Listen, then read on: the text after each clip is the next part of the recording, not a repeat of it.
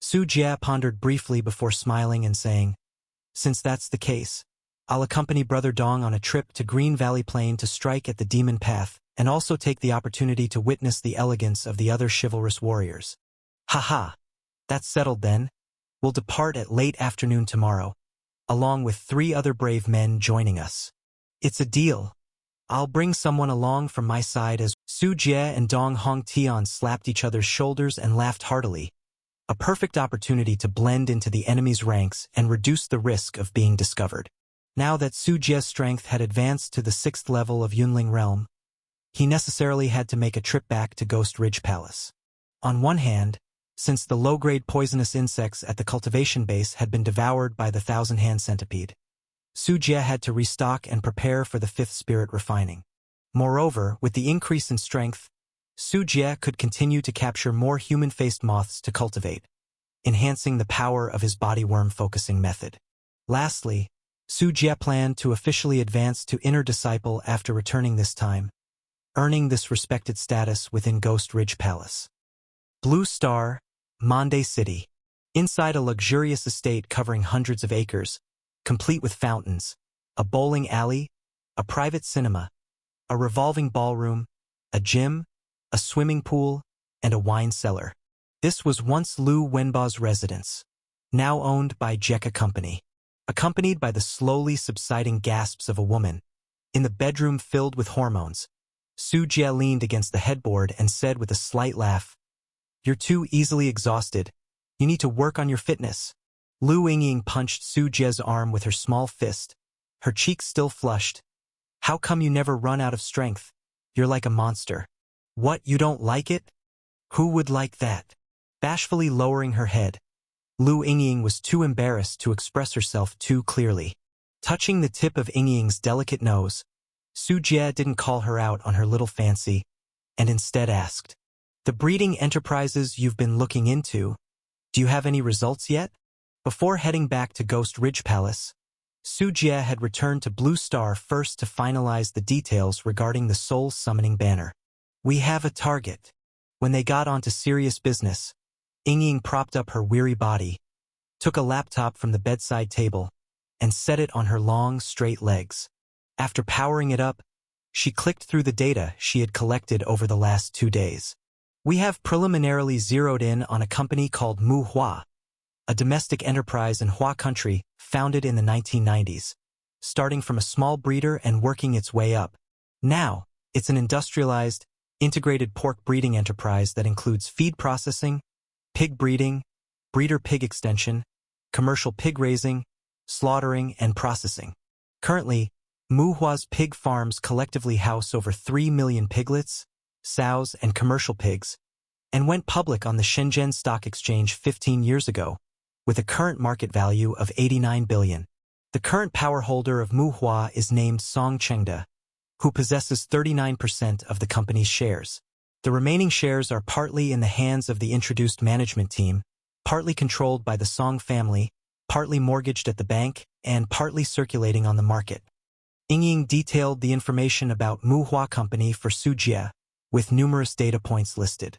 The company, fully named Mu Hua Food, primarily engages in pig farming, with breeding revenues accounting for over 80% of its overall income, while the remaining revenue from food production and livestock feed constitutes less than 20%. Mu Hua Company has faced operational difficulties in the past 2 years. Last year, they reported floating losses exceeding 800 million, and in the first and second quarters of this year, the losses have already surpassed 560 million. They even struggle with breeding sows, paying employee salaries, and purchasing corn and soybean meal. To bolster cash flow, the founder Song Chengda pledged a large amount of shares through the bank, up to 90 million shares, which is 30% of the company's stock. As a result, the company's stock market value continues to decline, with severe market pessimism. This is also why I've targeted them for acquisition. After listening to Lu Yingying's analysis, Su Jie got out of bed and poured a cup of tea for Lu Yingying to moisten her throat. Curiously, he asked, "How can a pig farming enterprise lose so much money?" Lu Yingying shook her head and said with a laugh, "On one hand, the losses are influenced by the pig cycle. On the other hand, It's largely because Song Chengde, the founder of Muhua Company, diverted company funds to develop other industries and went on to manufacture new energy vehicles. The cars flopped on the market due to dismal sales, and because of a lack of cash flow, it led to Muhua Company facing significant operational hardships, struggling every step of the way. Su Jie, who was drinking water, nearly choked and said with wide eyes, "Ha! A pig farmer venturing into car manufacturing. What was he thinking?" Lu Yingying pursed her lips, trying to hold back laughter. In recent years, new energy vehicles have been very popular. Internet companies, appliance makers, smartphone manufacturers, and real estate firms have all jumped into car manufacturing. Song Chengde was convinced this was a new track to bet on and invested heavily in it. But the result? Building cars isn't as simple as just assembling 4 wheels and a few sofas. Not everyone can successfully build cars, at least he couldn't. That's perhaps too much confidence. Su Jie was speechless. Thinking of a pig farmer trying to make cars sounded too far-fetched. Now that Muhua Company's car manufacturing venture has failed, the losses are incredibly severe, and they've even started to delay employee salaries. We have the opportunity to acquire them, but I wonder if this company meets your requirements. Let's go with this one. I'm delegating authority to you, negotiate the acquisition, and aim for as much stock as possible. We want to have a say. Su Jie nodded his head. The scale of Muhua Company, with a live pig inventory of 3 million, could create 1 yin soul from every 300 pigs. It added up to 10,000 yin souls. Modern pig farming is extremely efficient. It doesn't even take half a year for a pig to grow from birth to market weight. Increasing production capacity is entirely possible by purchasing piglets from other businesses and breeding them ourselves. As long as there's money, renting space can quickly expand breeding operations like a rolling snowball, enough to satisfy the needs of the soul-summoning banner. 3 million pigs in comparison to the Tianyuan world, where pig farming is mostly free-ranging. Furthermore, as times grow ever harder, ordinary people struggle to merely survive, let alone rear pigs. They won't understand what modern intensive efficient farming is, or how a businessman's company can send so many pigs to market. Then I'll fly to Hua Country another day and bring in some professional business negotiation teams to help with the acquisition. Lu Yingying immediately said, knowing that large-scale business acquisitions are a lengthy and complex process. Jeka Company has a strong cash flow, and with continuous returns from Tianyuan Home, it's sufficient to meet the acquisition criteria.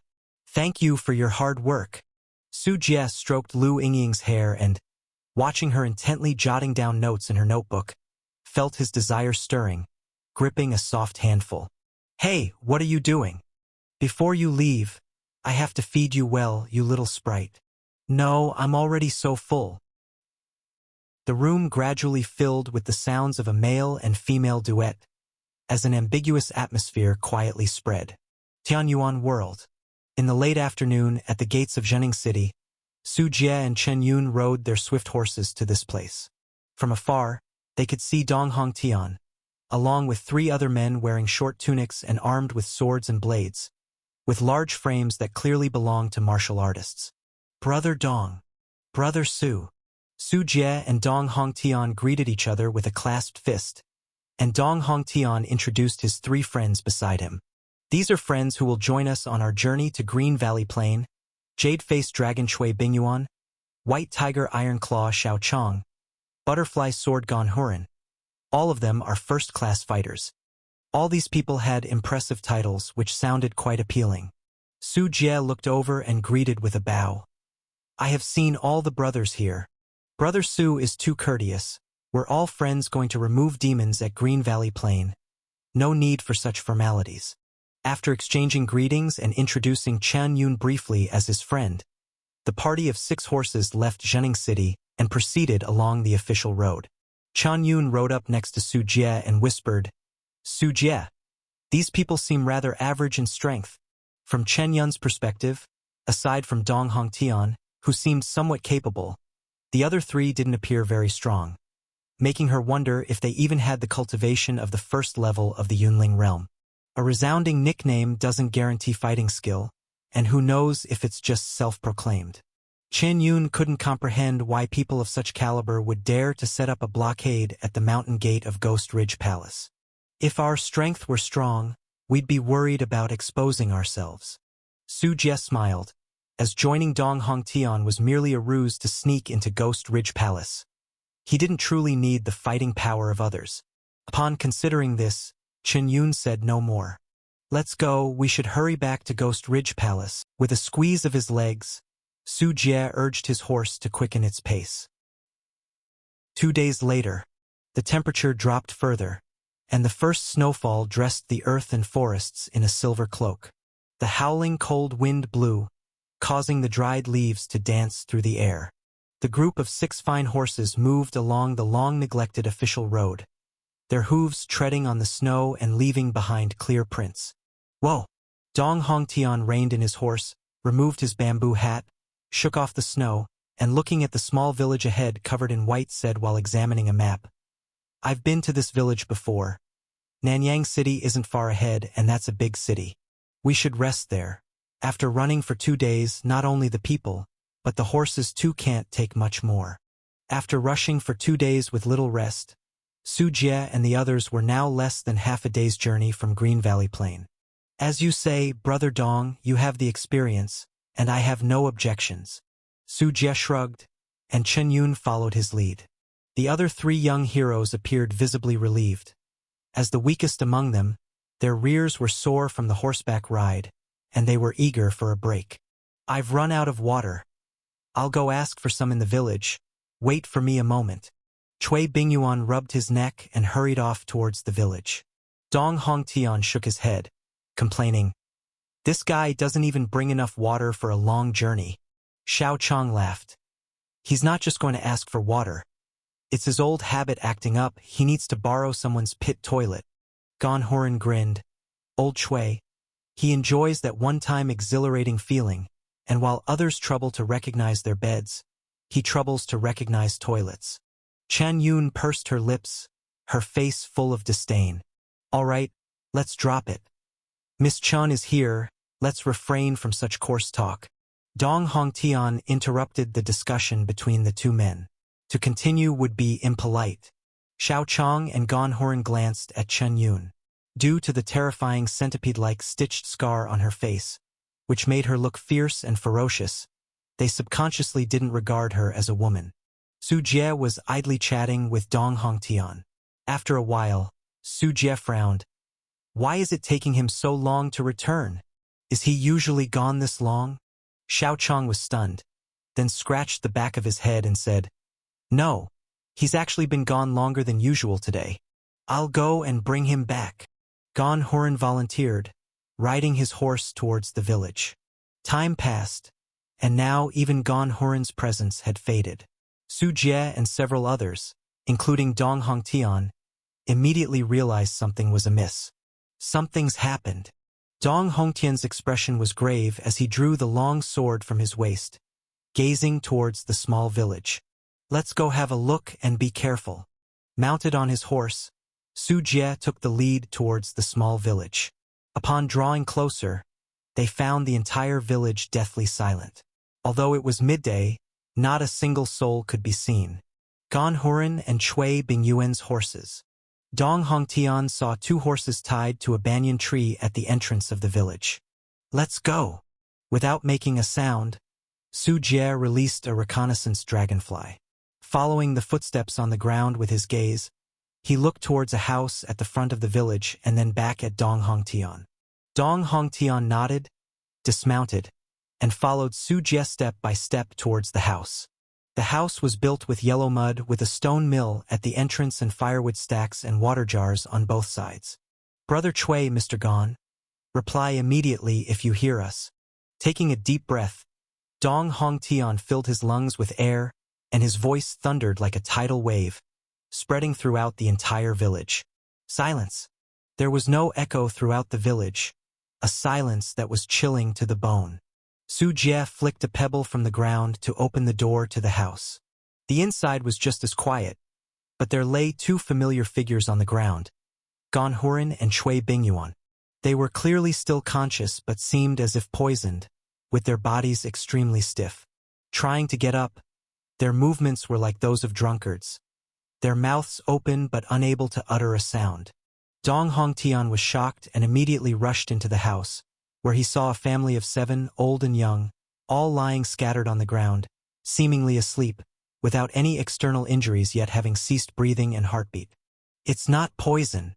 Chun Yun squatted down, checked the 2 men's injuries, and shook her head at Su Jie. The disciples of Ghost Ridge Palace were experts in using poison, and could easily recognize if poisoning was the cause. Of course it's not poison. This is damage to the soul. Su Jie's voice turned cold as he looked at the corpses in the house. This familiar style of death was recognizable to him at first glance as being caused by soul destruction. Su Jie had conducted experiments and even possessed a soul-summoning banner, so he was well-versed in such matters. No wonder they had not smelled blood upon entering the village. Those killed by Yin souls would not have any external injuries. Let me do it.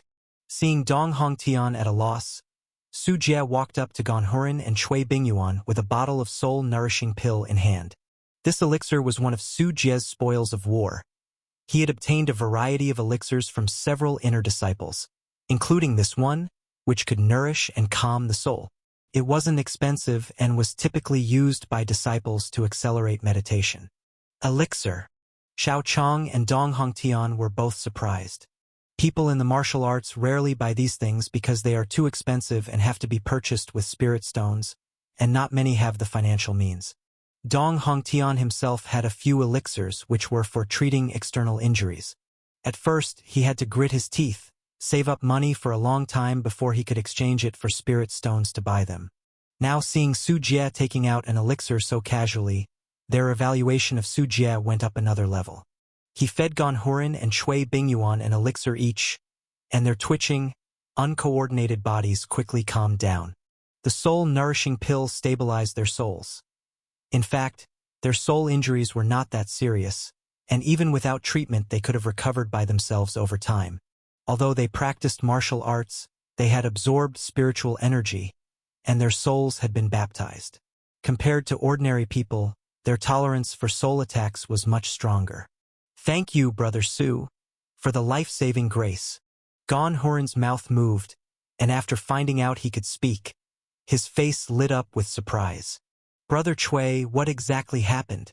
Dong Hongtian immediately pressed for the cause of the incident, wondering how things had suddenly turned out this way. I don't know what happened, just entering the room, intending to use the restroom, and as soon as I pushed open the door, a cold wind blew in, then I felt dizzy. Cui Bingyuan himself was unclear about what had happened, completely bewildered. I felt the same, but I vaguely saw a shadow. It was too blurry though. Ganhuren interjected, adding that they hadn't seen their attacker clearly.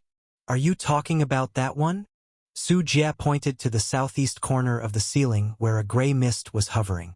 Looking closely, one could see an evil face, hollow eyes, a blurry and insubstantial body, carrying an ominous aura.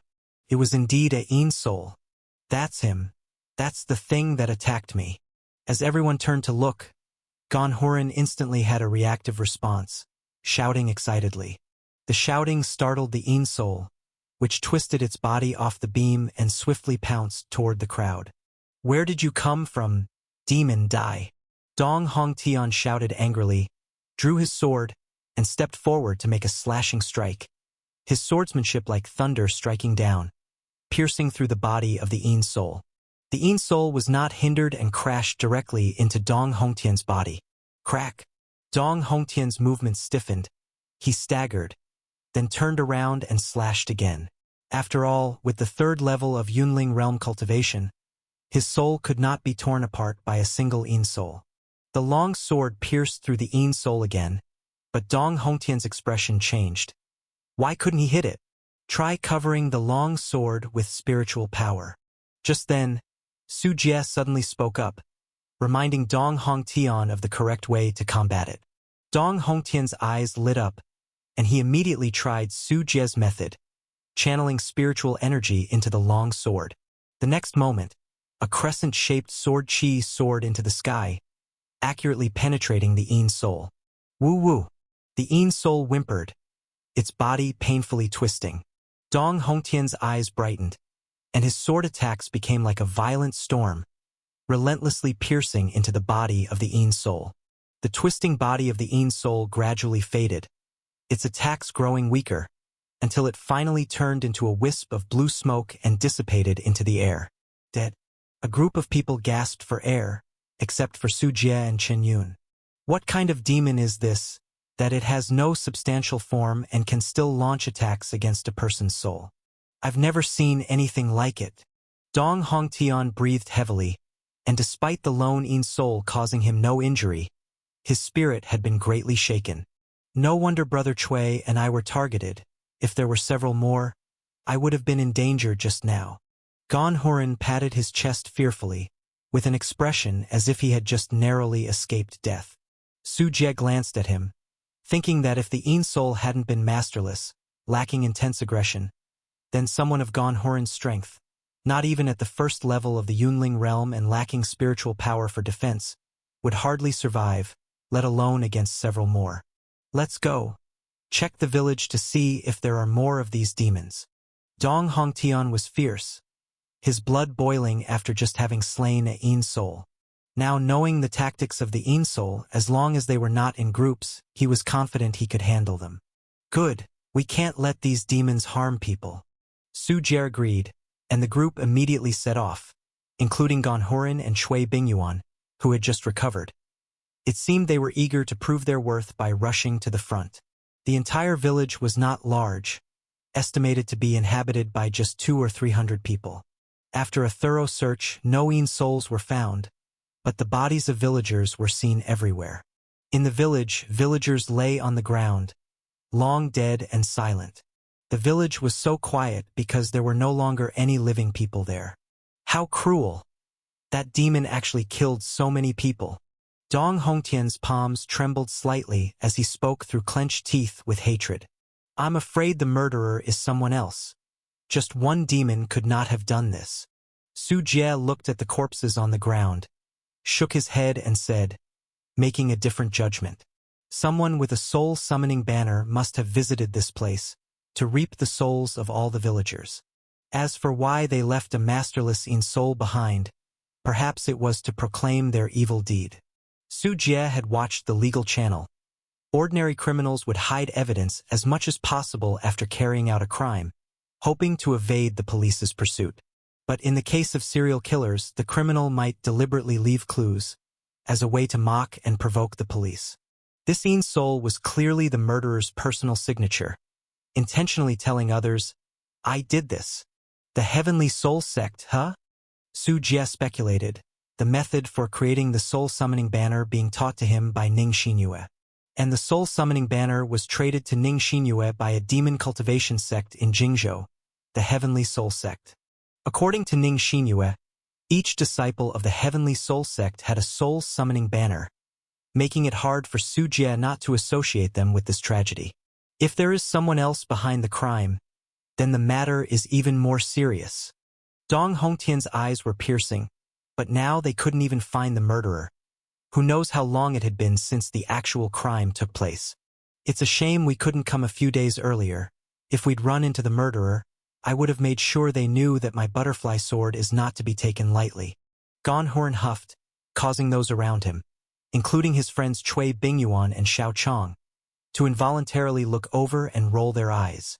Dong Hongtian sighed, though he wanted to bury the villagers. He was afraid of disturbing the scene and said, Brother Su, we should leave for now. Let's go to Nanyang City. This village is under the jurisdiction of Nanyang City. Inform the local government and hopefully, they can send some capable people to investigate and bring justice to these unjustly slain villagers. Rely on the government?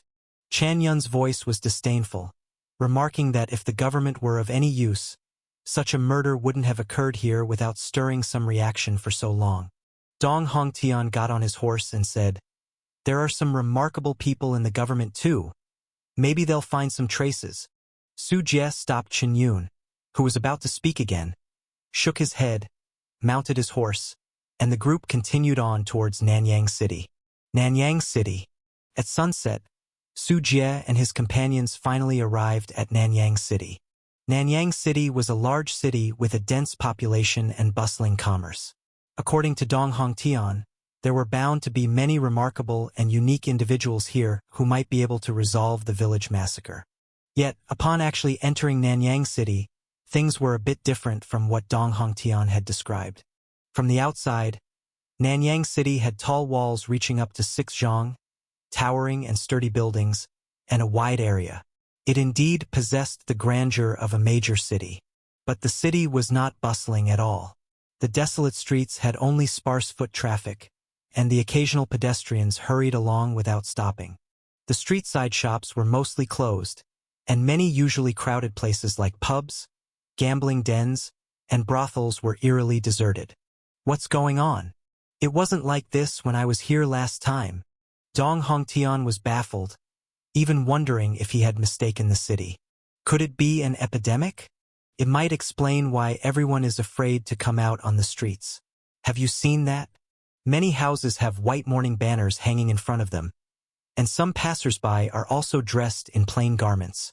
Gan Horan spoke, and his theory seemed quite plausible. Don't talk nonsense. Cui Bingyuan and Xiao Chong were a bit panicked. Epidemics didn't discriminate, and regardless of whether one was a martial artist, contagion was contagion. Their cultivation levels were also not very high as far as resistance to epidemics was concerned. Let's just ask and find out. Dong Hongtian saw a passerby and, without waiting for him to leave, rushed over and said, "Excuse me, sir. We've come from outside and are passing through Nanyang City. Why is this city so desolate? Could there be an epidemic here?" The intercepted passerby, a scholar, looked up at Dong Hongtian and said, "You still dare to enter the city? Hear, hear. Anyway, I advise you to leave quickly and not stay in the city." The scholar seemed to have some unspeakable difficulty. He hesitated as he spoke, merely urging Su Jie and the others to leave Nanyang City.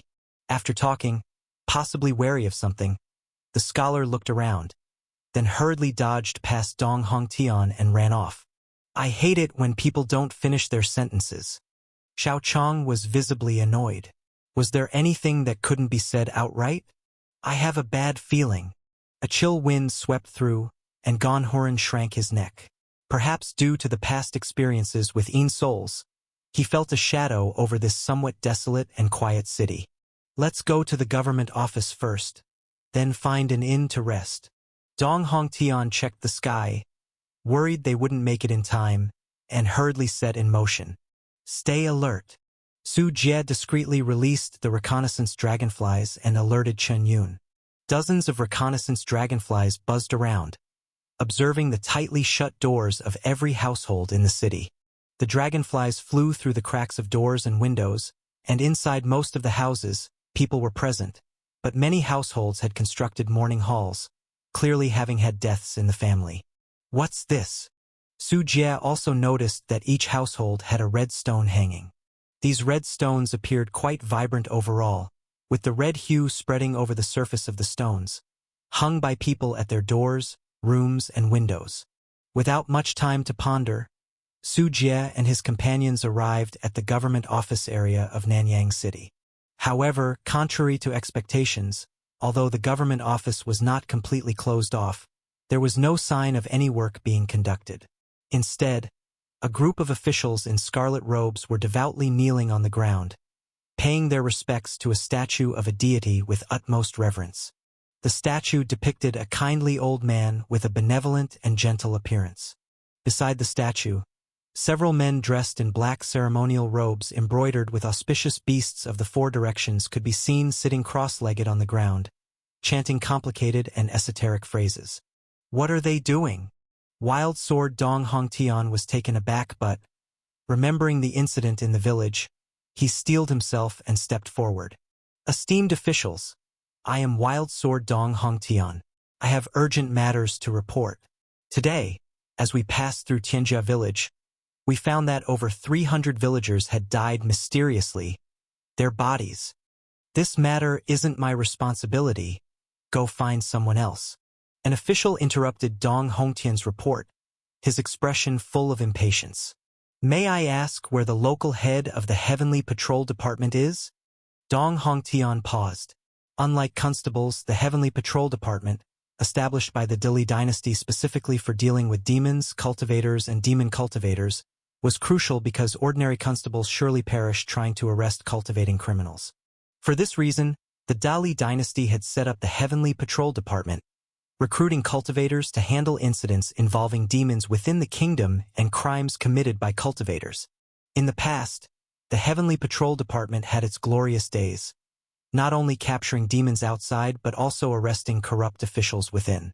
They even stormed into cultivating sects to apprehend individuals, holding a position akin to the Jinui in the history of Hua country. However, as the Dali dynasty decayed, the Heavenly Patrol Department underwent several weakening reforms and had significantly lost its power, with many top experts fleeing and its combat ability severely depleted. Typically, most major cities would have a branch of the Heavenly Patrol Department stationed there. Thus, it was natural for Nanyang City of its size to have one, which led Dong Hongtian to his question. The Heavenly Patrol Department? Who knows where Lao Wu has gone? I can't find him. You'll have to search on your own. Could I please? No.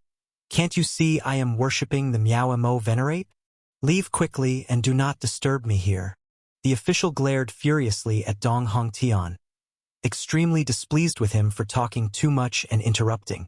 Dong Hongtian's forehead pulsed with veins as he choked out, "That is the lives of hundreds of people.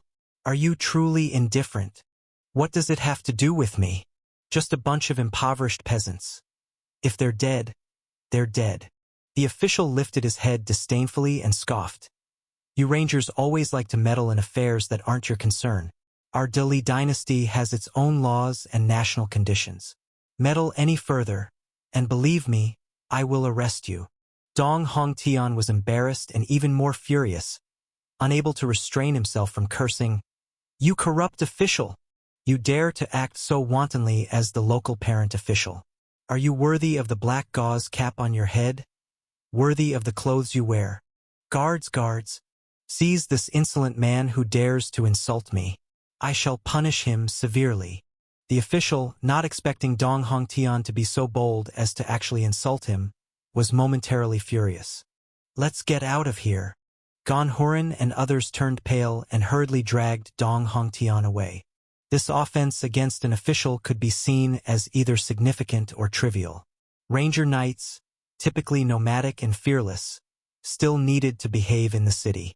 The group of officials, including the one cursing, continued to kneel and pray on the ground, not taking it upon themselves to genuinely pursue the matter any further, instead turning back to continue worshipping the deity, as if Dong Hongtian was not worth the effort. Su Jie turned back to look and noticed among the men in ceremonial robes beside the statue. One of them followed them with his gaze, seemingly observing something attentively. Then the man turned his head briefly, his gaze slightly shifting toward the direction of the reconnaissance dragonfly, which sent a chill through Su Jie's heart. "Brother Dong, you're too impulsive. Aren't you afraid of getting caught?" Inside Nanyang City, Gan Hurin and a few others were escorting Dong Hongtian and whispering complaints. "I just can't help myself." Dong Hongtian knew he had been rash and chuckled bitterly. "I've worried you brothers.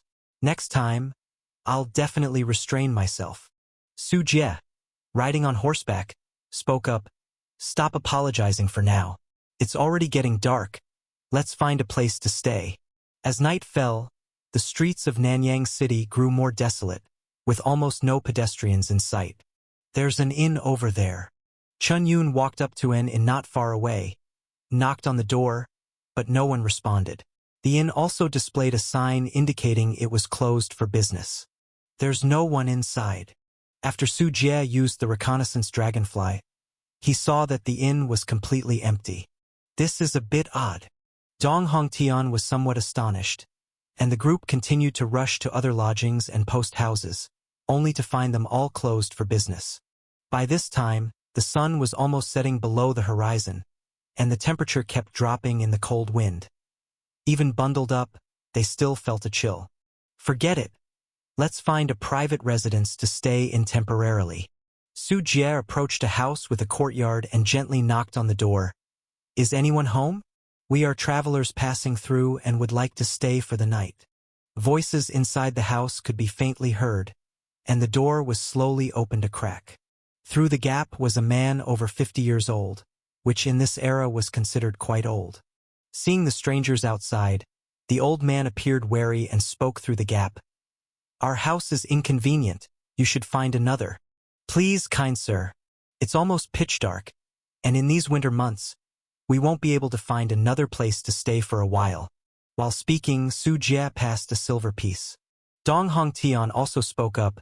Old man, we truly only need to stay one night, and we absolutely won't cause any disturbances.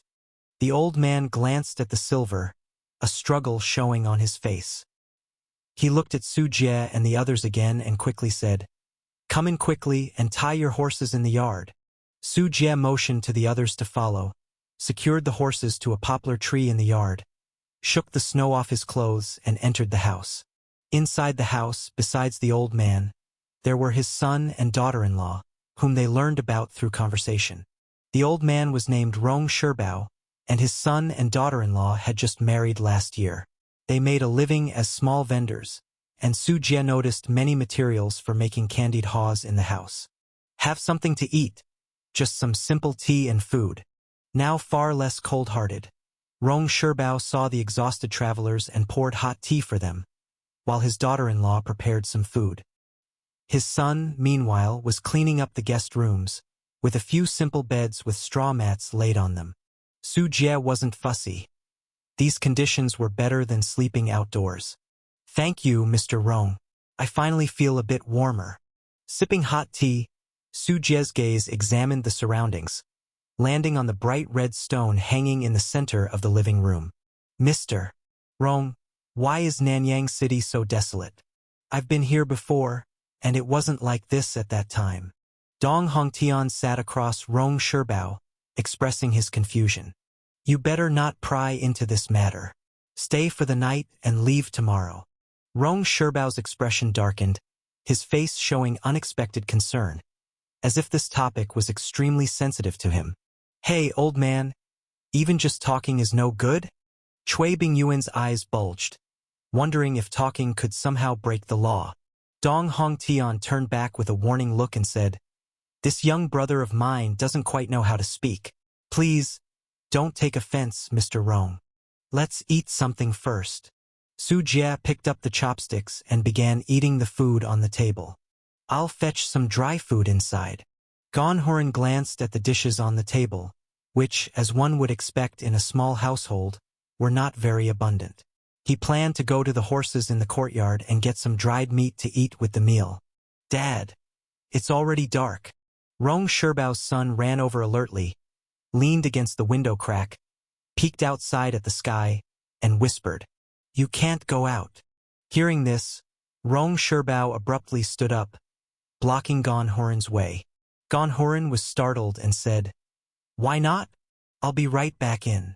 If I said you can't go out, then you can't. Without further ado, Rong Sherbao pushed and shoved, keeping Gonhoran away from the bolted door. Hey, why are you being so unreasonable, old man? Gonhoran was getting displeased. What on earth was going on? I don't care what you want to do. None of you can leave this house tonight. The wrinkles on Rong Sherbao's face deepened as he said this very firmly. Wait, what's that sound? Su Jie's ears suddenly perked up. Seeing Gonhoran about to speak, he gestured with his hand for him to be quiet. Immediately after, Su Jie got up quickly, peeking through the crack of the window. Thud thud. Clang! Some strange sounds entered the ears, sounding like the notes of a swona, yet also like a woman's high-pitched singing of refined music, stretching out the tremulous tones. Snowflakes slowly drifted down onto the flagstone-paved streets, where the lampposts still stood, their lanterns long extinguished. Suddenly, a cold wind blew by, accompanied by a wailing and sighing, and a woman appeared on the street. She wore a floor-length white dress, drenched all over, with mud packed in the gaps between her toenails. With each step, she left a puddle of water on the ground. This is... Su Jie's pupils contracted abruptly. The woman had appeared too suddenly, and even he was unaware of where she had come from. Even more hair-raising was the fact that Su Jie's reconnaissance dragonflies, which he had positioned outside, were nowhere to be seen. Instead, as soon as this woman in the white dress appeared, one by one, Su Jie's reconnaissance dragonflies lost control, most probably dead. "Don't make noise. No one makes a noise." Gazing at the red stone hanging overhead, which now emitted an eerie red glow, Rong Sherbao trembled uncontrollably and his voice quivered as he spoke. His son and daughter-in-law were so frightened that their legs gave out, and they hid in the inner room. Curiosity is a strong force. Despite Rong Sherbao's warning, Dong Hongtian and others crowded at the window crack to look outside. They saw the woman in the street singing a difficult song, her steps jerky and her motions wooden. As if sensing the gaze upon her, the woman on the street stiffly turned her neck to reveal a pale face as swollen as dough, with two highly decayed eyes, staring straight over here. "A ghost! It's a ghost!" Xiao Chang was suddenly startled and shouted reflexively. But his cry brought disaster. No sooner had his voice dropped than Xiao Chang's stomach suddenly swelled. In pain, he fell to his knees, vomiting uncontrollably, everything he had eaten and even more horrifying things. A woman's long hair, fingernails, seaweed, rotten fish and shrimp. His mouth was like a faucet that couldn't be shut off, as the reek spread throughout the room. Witnessing such a bizarre scene, Chen Yun and Su Jie both stepped back. Cui Bingyuan's pupils were full of disbelief. Gan Horan's mouth moved slightly. Then he seemed to think of something, quickly covering his own mouth. Clack, clack. Xiao Chang had not died. He clasped his throat tightly with both hands, eyes bulging to the point of nearly bursting out of their sockets. This action did not stop the violent retching. Various items like fingernails, hair, dead fish, and rotten shrimp gushed out of his mouth, quickly gathering and forming a puddle on the ground. Dong Hongtian clenched his teeth, struggling to endure the nausea and fear, wanting to help Xiao Chang. Su Jie promptly pulled him back, shaking his head at him. Splat! The puddle beneath Xiao Chang seemed bottomless. His body flailed as he gradually sank down until the water completely submerged him, and the surface became calm again, leaving only a clump of hair and fish and shrimp floating on the floor. On the street, the woman in white had vanished without a trace. If not for the missing Xiao Chang and the clump of hair and rotten fish and shrimp on the ground, it would seem as if everything that had just occurred was only a dream. "I told you not to speak, not to speak." Startling those things, how can there still be a reason to be alive? Rong Sherbao's voice trembled. A living person just disappeared right in front of him, and the chilling scene a moment ago nearly caused the old man, who was over 50, to suffer a heart attack. You old undead. Why didn't you explain things clearly earlier? That this place is haunted. Gan Horan flew into a rage, drawing the long saber at his waist. "Don't shout so loudly. If you don't care about your life, that's fine. But if you attract them, it could endanger my entire family," Rong Sherbao said, as if oblivious to the blade.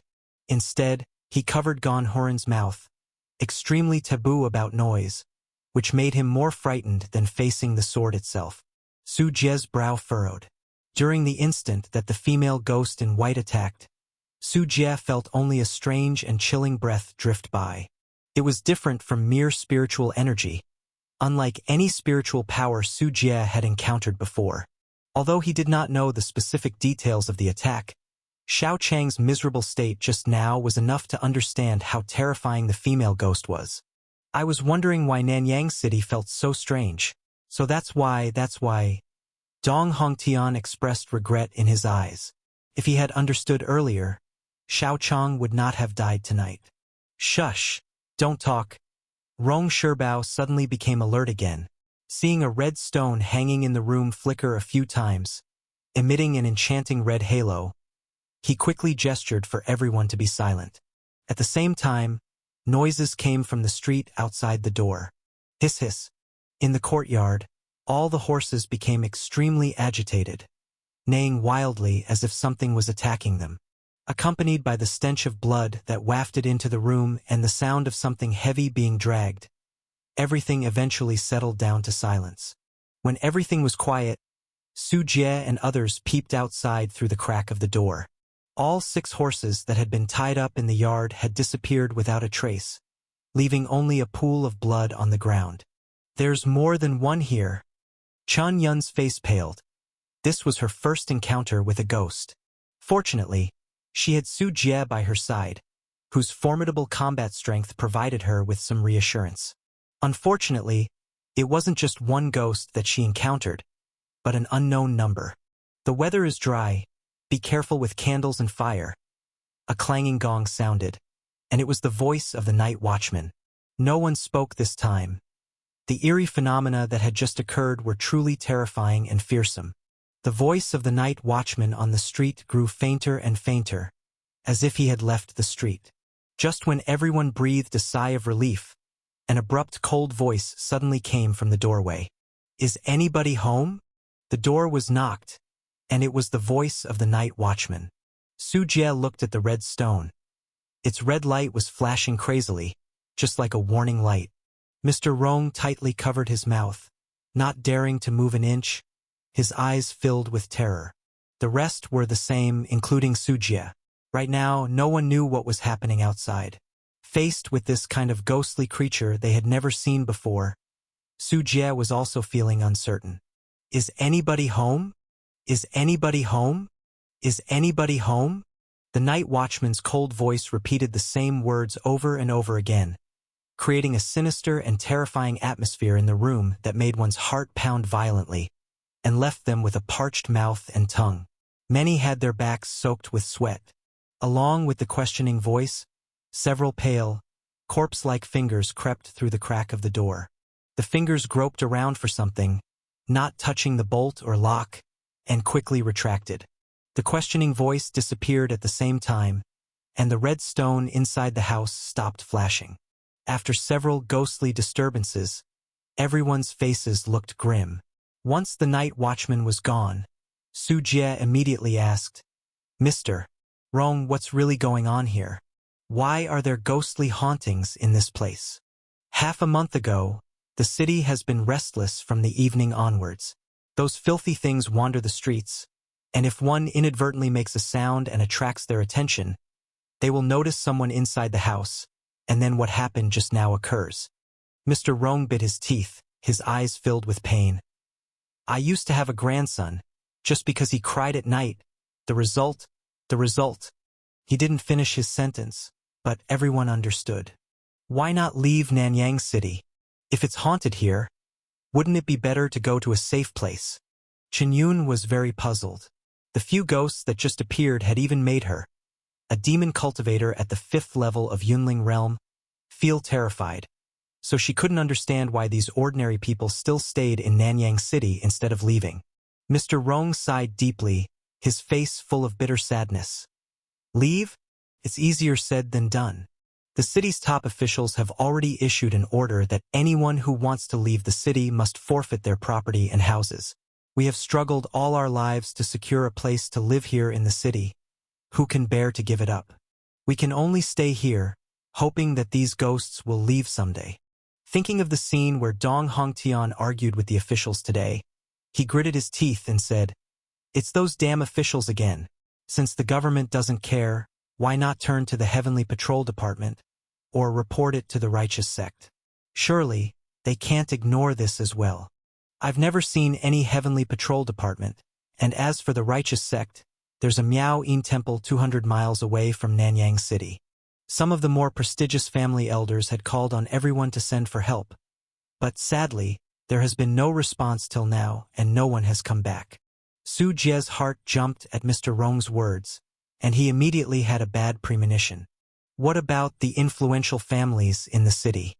They haven't left either, Su Jie asked. Nanyang City was a large city, and apart from ordinary commoners, there were certainly aristocratic families and cultivation families. For instance, the merchants who conducted business with Ghost Ridge Palace's black market were largely from these cultivation families. These families had long legacies and also possessed cultivation methods, controlled vast wealth, thereby nurturing the younger generations in their clans for cultivation, or recruiting loose cultivators to serve as sacrifices. The prosperous and powerful cultivation families were sometimes not weaker than a sect and could occupy spiritual mountain-blessed lands, cultivate spirit medicine seedbeds, open artifact refining workshops and alchemy pavilions, and talented individuals from these families were sometimes sent to sects for training. Once they grew up, they formed intricate relationships with their families, engaging in exchanges of interests. Furthermore, these families and aristocratic clans enjoyed forming marriages among themselves, intertwining relationships intricately, sharing each other's fortunes and misfortunes, forming a massive interest group. These households had significant influence and were no ordinary commoners. They had some means to resist. They have already left Nanyang City, having departed right from the beginning. The wagons for hauling goods blocked the road for quite a stretch, and those noble families wouldn't care about whether we live or die. Rong Sherbao commented sarcastically, harboring a considerable amount of resentment in his heart. They all ran away? So many ghosts entering the city at the same time, that's not normal in any way. Dong Hongtian said with a look of helplessness. He thought about the grand clans and noble families. When these city cultivators were leading the way in fleeing, how could ordinary people counter the ghosts? Su Jie furrowed his brows in thought and pointed to a red stone hanging in the room, saying, "Mr. Rong, I want to ask where this stone comes from. I noticed just now that when those ghosts approached, the stone would emit a red light. It's like a warning signal, right? You, the younger generation, do observe quite meticulously." Rong Sherbao gave Su Jie another look and explained, "This is an amulet given to us by the Miao Mo sect to peace and safety called the Primordial Spirit Pearl. It bears the blessing of Miao Mo Venerate. It will alert us whenever ghosts are near. Now, every household in Nanyang City is equipped with one. May I have a look at this Primordial Spirit Pearl? Be careful with it. Don't break it." Rong Sherbao hesitated for a moment and stood by, watching Su Jie closely out of concern that he might damage it. When Su Jie took the Primordial Spirit Pearl in his hands, it felt smooth and warm, unlike ordinary spirit stones or blood marrow crystals. There was no spiritual power in it. On the contrary, Su Jie felt an extremely unusual energy in the Primordial Spirit Pearl, one that was filled with a sense of malevolence. While holding the pearl, Su Jie used his own spiritual power to probe delicately and discovered that the energy within was slowly increasing. According to the law of conservation of energy, energy cannot be created out of thin air. Su Jie's gaze swept back and forth across the room, finally resting on Rong Sherbao, Dong Hongtian, Chen Yun, and the others. He then saw strands of grayish-black energy emanating from their bodies and flowing into the Primordial Spirit Pearl, including himself, although what drifted from him was much less. This is fear energy. Su Jie felt a surge of realization deep inside. The Primordial Spirit Pearl was absorbing the energy of fear emitted from everyone's emotions. Thinking back to what Rong Sherbao had said about every household possessing one of these pearls, a bold speculation formed in Su Jie's mind. Su Jie suppressed his thoughts and placed the Primordial Spirit Pearl back in its original position. "Try not to make too much noise while sleeping tonight, or the ghosts will be attracted, and we'll all die."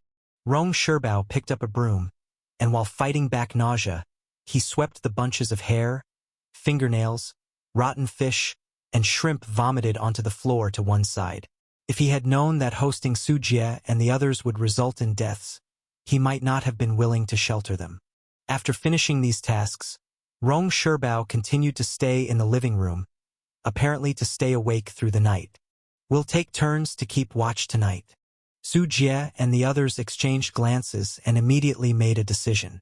Given the situation with the ghosts outside, they would have to leave Nanyang City during daylight, so they had to spend the night. The night passed uneventfully. The next day, as dawn broke and the sun rose, many people got out of bed with dark circles under their eyes. The commotion last night was significant, with various noises of ghosts traversing the city streets being heard from time to time. More than a few were awakened repeatedly by the disturbances, and under the nervous and uneasy tension, few people really managed to sleep well.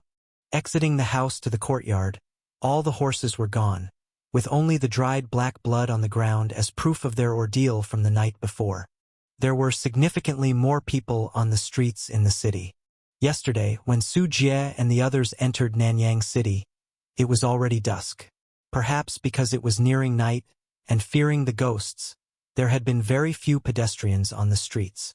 But now in the morning, there were street vendors setting up their stalls, children running and playing, and noodle shops, medicine stores, and restaurants all opening their doors to welcome customers, with their sales pitches carrying far and wide. Just as Rong Sherbao had said, for these ordinary families in Nanyang City, their entire livelihoods were here. Many had fields outside the city, and even with the presence of ghosts, they could only choose to endure in silence. To leave home and livelihood and go to a strange place, one may encounter roving bandits and villains, all kinds of difficulties and humiliations. The danger might even be greater than staying in Nanyang City. During the day, those who live in the ghost city still have to come out to make a living. Fortunately, there are no disturbances from ghosts in daylight, or else you wouldn't see such scenes on the streets. Mr. Rong, we will be taking our leave now. Listen to my advice. Leave the city as soon as you can and don't come back. Without even caring for breakfast, Su Jie and the others bid farewell to Rong Sherbao, bought a few horses at the market, and then galloped out of the city gates, leaving behind the city plagued by ghostly dangers.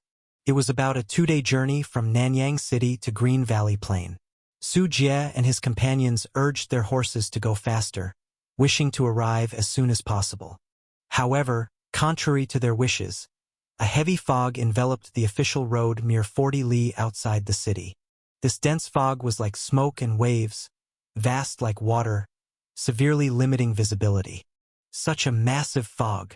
Dong Hongtian slowed down to prevent the horses from misstepping or crashing into trees. This damn weather, we should have left later. Gone Horan's clothes were soaked with the mist, complaining about the terrible conditions. Stop complaining. It will get better once the sun rises high. Dong Hongtian dismounted and led his horse by the reins as he walked on. Su Ye. Chan Yun led her horse to Su Jie's side and whispered, "What should we do? Don't alarm the enemy unnecessarily." Su Jie's expression remained unchanged as he calmly observed the unfolding events. To the untrained eye, the thick fog ahead seemed innocuous. But Su Jie and Chen Yun were demon cultivators, and they immediately recognized something was amiss. It was a formation. Whoosh! Right at that moment, something seemed to stir within the fog. Suddenly, Cui Bingyuan and Gan Horan in the team fell to the ground without so much as a groan. Their horses, also panicked, broke free and ran into the fog. "Who's there? Be careful." Dong Hongtian was greatly startled and quickly drew his sword. Sounds of light laughter came through the mist. "Don't kill them. These martial artists have decent bodies. Bring them back to be turned into iron armor corpses. Don't worry, Brother Tan. We'll just knock them out. This sword-wielding one has some skill. I'll take him." Dong Hongtian's expression turned grave, and he shouted angrily, "Whoever you are, stop playing tricks and show yourself." He then glanced urgently at the unconscious Gan Horan and Cui Bingyuan on the ground and said to Su Jie, "Brother Su, our enemies mean us harm. You take Mr. Gan and Brother Cui and retreat first. I'll hold them back." "All right, Brother Dong. Be very careful. I'll take them to a safe place and then come back for you." Su Jie nodded, signaled Chen Yun with a glance, and the two of them picked up Gan Horan and Cui Bingyuan. They mounted their horses and rode off swiftly. Dong Hongtian's face turned dark. Although he indeed intended to cover their retreat, Su Jie's departure was far too decisive. Without a hint of hesitation or struggle, he had just run off, leaving Dong Hongtian behind. "Your friends sure run fast, but it's all right. With the water wave white mist formation, they don't even know where the array eye is. No matter how they run, it's futile." With the mocking voice drifting through the fog, the white mist in front of Dong Hongtian surged like a tidal wave, and silhouettes loomed in and out of view, rushing toward him. Slash. With a single slash of his sword, Dong Hongtian's swordsmanship was like a violent storm, cutting through several figures in the fog into pieces, along with clearing away the mist. However, no trace of joy was visible on Dong Hongtian's face, as the feel of his sword told him that he hadn't actually hit anything. The figures in the white mist rapidly approached, with layers of phantoms shuttling through his body. In an instant, Dong Hongtian felt as though his head had split in two, and the intense pain threw his steps into disarray. "Is it you? You were behind what happened in Tianjia village?" With his hair and beard bristling in rage, Dong Hongtian recognized his assailants from the white fog, demons, capable of attacking the soul, that he had encountered in Tianjia village. The unknown enemy seemed to scorn a response, as hundreds of indistinct Yin souls howled and charged towards Dong Hongtian from all directions. In the end, Dong Hongtian only managed to swing his sword a few times, eliminating 2 Yin souls before his own soul was slashed with numerous fissures by their attack, causing him to faint. Within the thick fog, 3 figures gradually emerged and stood in front of Dong Hongtian, who had fallen to the ground. These were 3 men. 2 wore white robes and broad bamboo hats with several bells hanging from the brim that jingled mournfully like a death knell when they moved. The other, apparently of higher status, wore a black robe that was extremely eerie. It was solid black, seamless, and woven from countless black human hairs, deep and dark. When the wind blew, the black robe seemed to come alive, as if possessing its own life. The sleeves, collar, and hems moved independently, and the folds morphed into human facial expressions of joy and sorrow. This sight sent shivers up one's spine. "You go find those who fled," said the man in the black robe, waving his hand as he bent down with hands as pale and delicate as a woman's, reaching for Dong Hongtian. It was at that moment, light footsteps could be heard approaching from the opposite direction. Su Jie's figure appeared from within the mist, and they faced each other. I got lost here. Could you give me some directions?" Scratching the back of his head, Su Jie was the first to break the silence. "Get rid of him, let's head back early," instructed the man in the black robe after being momentarily silenced by Su Jie. 2 seconds later, he waved his hand again. "You want to ask for directions, heh? Come a little closer and we will tell you," said the 2 men in white robes with a vicious smile on their faces, each shaking a small flag.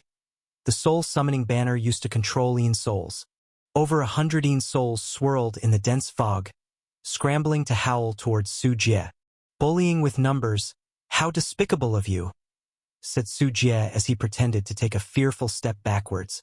The Yin souls howled and sped forward, their bodies stretching and thinning like blades, aiming to slice Su Jie's soul into pieces. Split! Simultaneously, Su Jie let out a soft cry. His body split into 2, the true body and the shadow intertwined and separated. The Yin souls, shaped like blades due to their high speed, were unable to change direction and all struck the empty shadow. Su Jie's true body, however, appeared dozens of meters away. "A cultivator," remarked the men in white robes, their expressions shocked. Before they could react further, a delicate buzzing sound came from the void, like the sound of rain hitting banana leaves. Above, in the dense fog, tens of thousands of human-faced moth swarms flapped their wings, swooping down eagerly for the kill. The faces of the 2 men in white robes changed drastically as the bells on their hats shook violently, emitting a strange, mournful melody, but they only managed to shatter 1 layer of the human-faced moths. Pulling out protective talismans from their chests, the spirit light shield that just rose was quickly corroded clean by the acidic secretions. Countless human-faced moths enveloped the 2 men in white robes layer by layer into a ball of insects, from which only the sounds of chewing and screams could be heard. Seconds later, the 2 men of the Yunling realm at the 3rd and 4th levels fell silent forever. By the time the human-faced moths took flight again, nothing was left on the ground, not even the bones. The moths had devoured everything entirely. "Sorry, gentlemen, outnumbering the enemy. I too like using this tactic," Su Jie said, his gaze fixed on the black-robed man without glancing at the 2 white-robed men who had been devoured, for the real trouble was this person. "Insects? People of Ghost Ridge Palace?" The black-robed man showed no emotion at the tragic death of his companions, his lifeless eyes staring intently at Su Jie. Originally thinking Su Jie was merely a martial artist, it turned out he was a cultivator and a local demon cultivator. If I'm not mistaken, you're from the Heavenly Soul Sect, right? Su Jie made a guess, and the soul-summoning banner had given away their identity. Heavenly Soul Sect, inner disciple, Tan Qing. The black-robed man took off his bamboo hat, and although he was a man, his cheeks were painted with rouge, and his lips coated with lipstick, looking quite bizarre. Stand down now, and I can pretend nothing happened. Behind Su Jie, his voice flat, a human-faced moth swarm gathered into a cloud, dispersing the dense fog nearby, leaving the battlefield with an air of somberness. Killing our people and thinking you can just walk away. I'm afraid that won't be so easy, said Tan Qing, a sinister smile curling the corners of his mouth. A soul-summoning banner appeared in his hand, and thousands of Yin souls howled out, colliding with the human-faced moth swarm. Thousands of Yin souls invaded the insect cloud, annihilating souls, and countless human-faced moths fell like rain. Dozens of low-grade human-faced moths exhaled acid containing spiritual energy, a potent poison acid. With each exhalation, they corroded a Yin soul into dissipating as green smoke. The moment they engaged, the sky turned into a cruel battlefield, with life expiring en masse. However, the Yin souls, having the advantage of being incorporeal, held the upper hand in the battle. Heh! Your Heavenly Soul Sect has overstepped its bounds. This place is the territory of Ghost Ridge Palace. Su Jie lifted his hand, and the body of a human-faced moth fell into his palm as his gaze turned cold. Is that so? What of it? Tan Qing's mouth twisted into a mocking smile as clumps of black hair writhed and contracted on his chest, forming a bundle from which a pale female face emerged and slowly crawled out. This was a disheveled woman, her long black hair dragging on the ground, exuding an ominous and sinister aura. Tan Qing's robes also shed their black hue, revealing that he had been wearing a ghost as clothing. Kill him. The smile on Tan Qing's face remained as he nonchalantly issued the command. The female ghost's bloodshot eyes fixated on Su Jie, her black hair rapidly expanding and reaching towards him. At the same time, on the back of Su Jie's head, black hair grew unnaturally, the scalp undulating as it faintly formed the face of the female ghost. I hate it when people move around on me. With a cold snort from Su Jie, pale corpse hands emerged from his shoulders, stacking layer upon layer on the female face on the back of his head, ruthlessly tearing it off along with the scalp. The torn scalp was discarded on the ground, the resentful eyes still staring at Su Jie. The next moment, the thousand-hand centipede emerged from his sleeves. Sensing its master's anger, it transformed into a 30-meter leviathan, and with one stomp obliterated the face of the woman on the ground into nothingness. Sizzle! From the belly of the thousand-hand centipede, numerous pale corpse hands detached independently. The hands continuously split off, merging into a dense tide of corpse hands, each wave higher than the last, submerging the approaching black hair. With the rumble of a moving train, the massive body of the thousand-hand centipede thundered forward, rolling over to the front of the female ghost. As a mid-grade 4 refinement poisonous insect, the thousand-handed centipede was not afraid of any fierce ghost. For insects, lacking the rich emotions of humans, they didn't grasp the concept and meaning of the word ghost. With its monstrous insectoidal body leaning forward, its gaping maw opened wide, ready to swallow the female ghost whole. The female ghost wanted to retreat, but she was too slow, and the thousand-handed centipede's mouth had already clamped shut. The disheveled female ghost couldn't withstand the horrific biting force of the thousand-handed centipede, and was instantly crushed. Yet bizarrely, no blood flowed from the crushed woman. Instead, her body transformed into a tangle of black hair, from which a new female ghost grew from the ground. Not just one, but several female ghosts emerged, sharing a common, cold aura. Realizing the thousand-handed centipede couldn't handle them, they slowly began to move towards Su Jie. The thousand-handed centipede became furiously angry. Its facial armor cracked open, unleashing bursts of purple light ray, the surging high-temperature beams penetrating the dense fog, melting earth and stone, and turning the sprawling black hair into ash. The female ghost's figures blurred momentarily, emitting a painful scream as several of them collapsed. It turned out that the hair was the true body of the female ghosts. Tan Qing's smile disappeared, and his expression turned stiff. The appearance of the thousand-handed centipede had caught him off guard. Clearly, his female ghosts were no match for it. But Tan Qing still had a backup plan. He tossed dozens of red stones onto the black hair. The red stones dimmed, all their essence absorbed by the female ghosts. The black hair rapidly grew and began to entangle the thousand-handed centipede again. This is Primordial Spirit Pearl. Su Jie's gaze shifted to the stones, recognizing them as the primordial spirit pearls he had seen in Nanyang City. He then looked to the female ghost, who, full of ferocious energy, engaged in a fierce battle with the thousand-handed centipede. Absorbing fear to enhance strength and heal, Su Jie's heart shook as he addressed Tan Qing. You've taken over Nanyang City, turning it into a breeding ground to cultivate fierce ghosts by absorbing fear. Aren't you afraid that such audacity will provoke a siege by the righteous sex?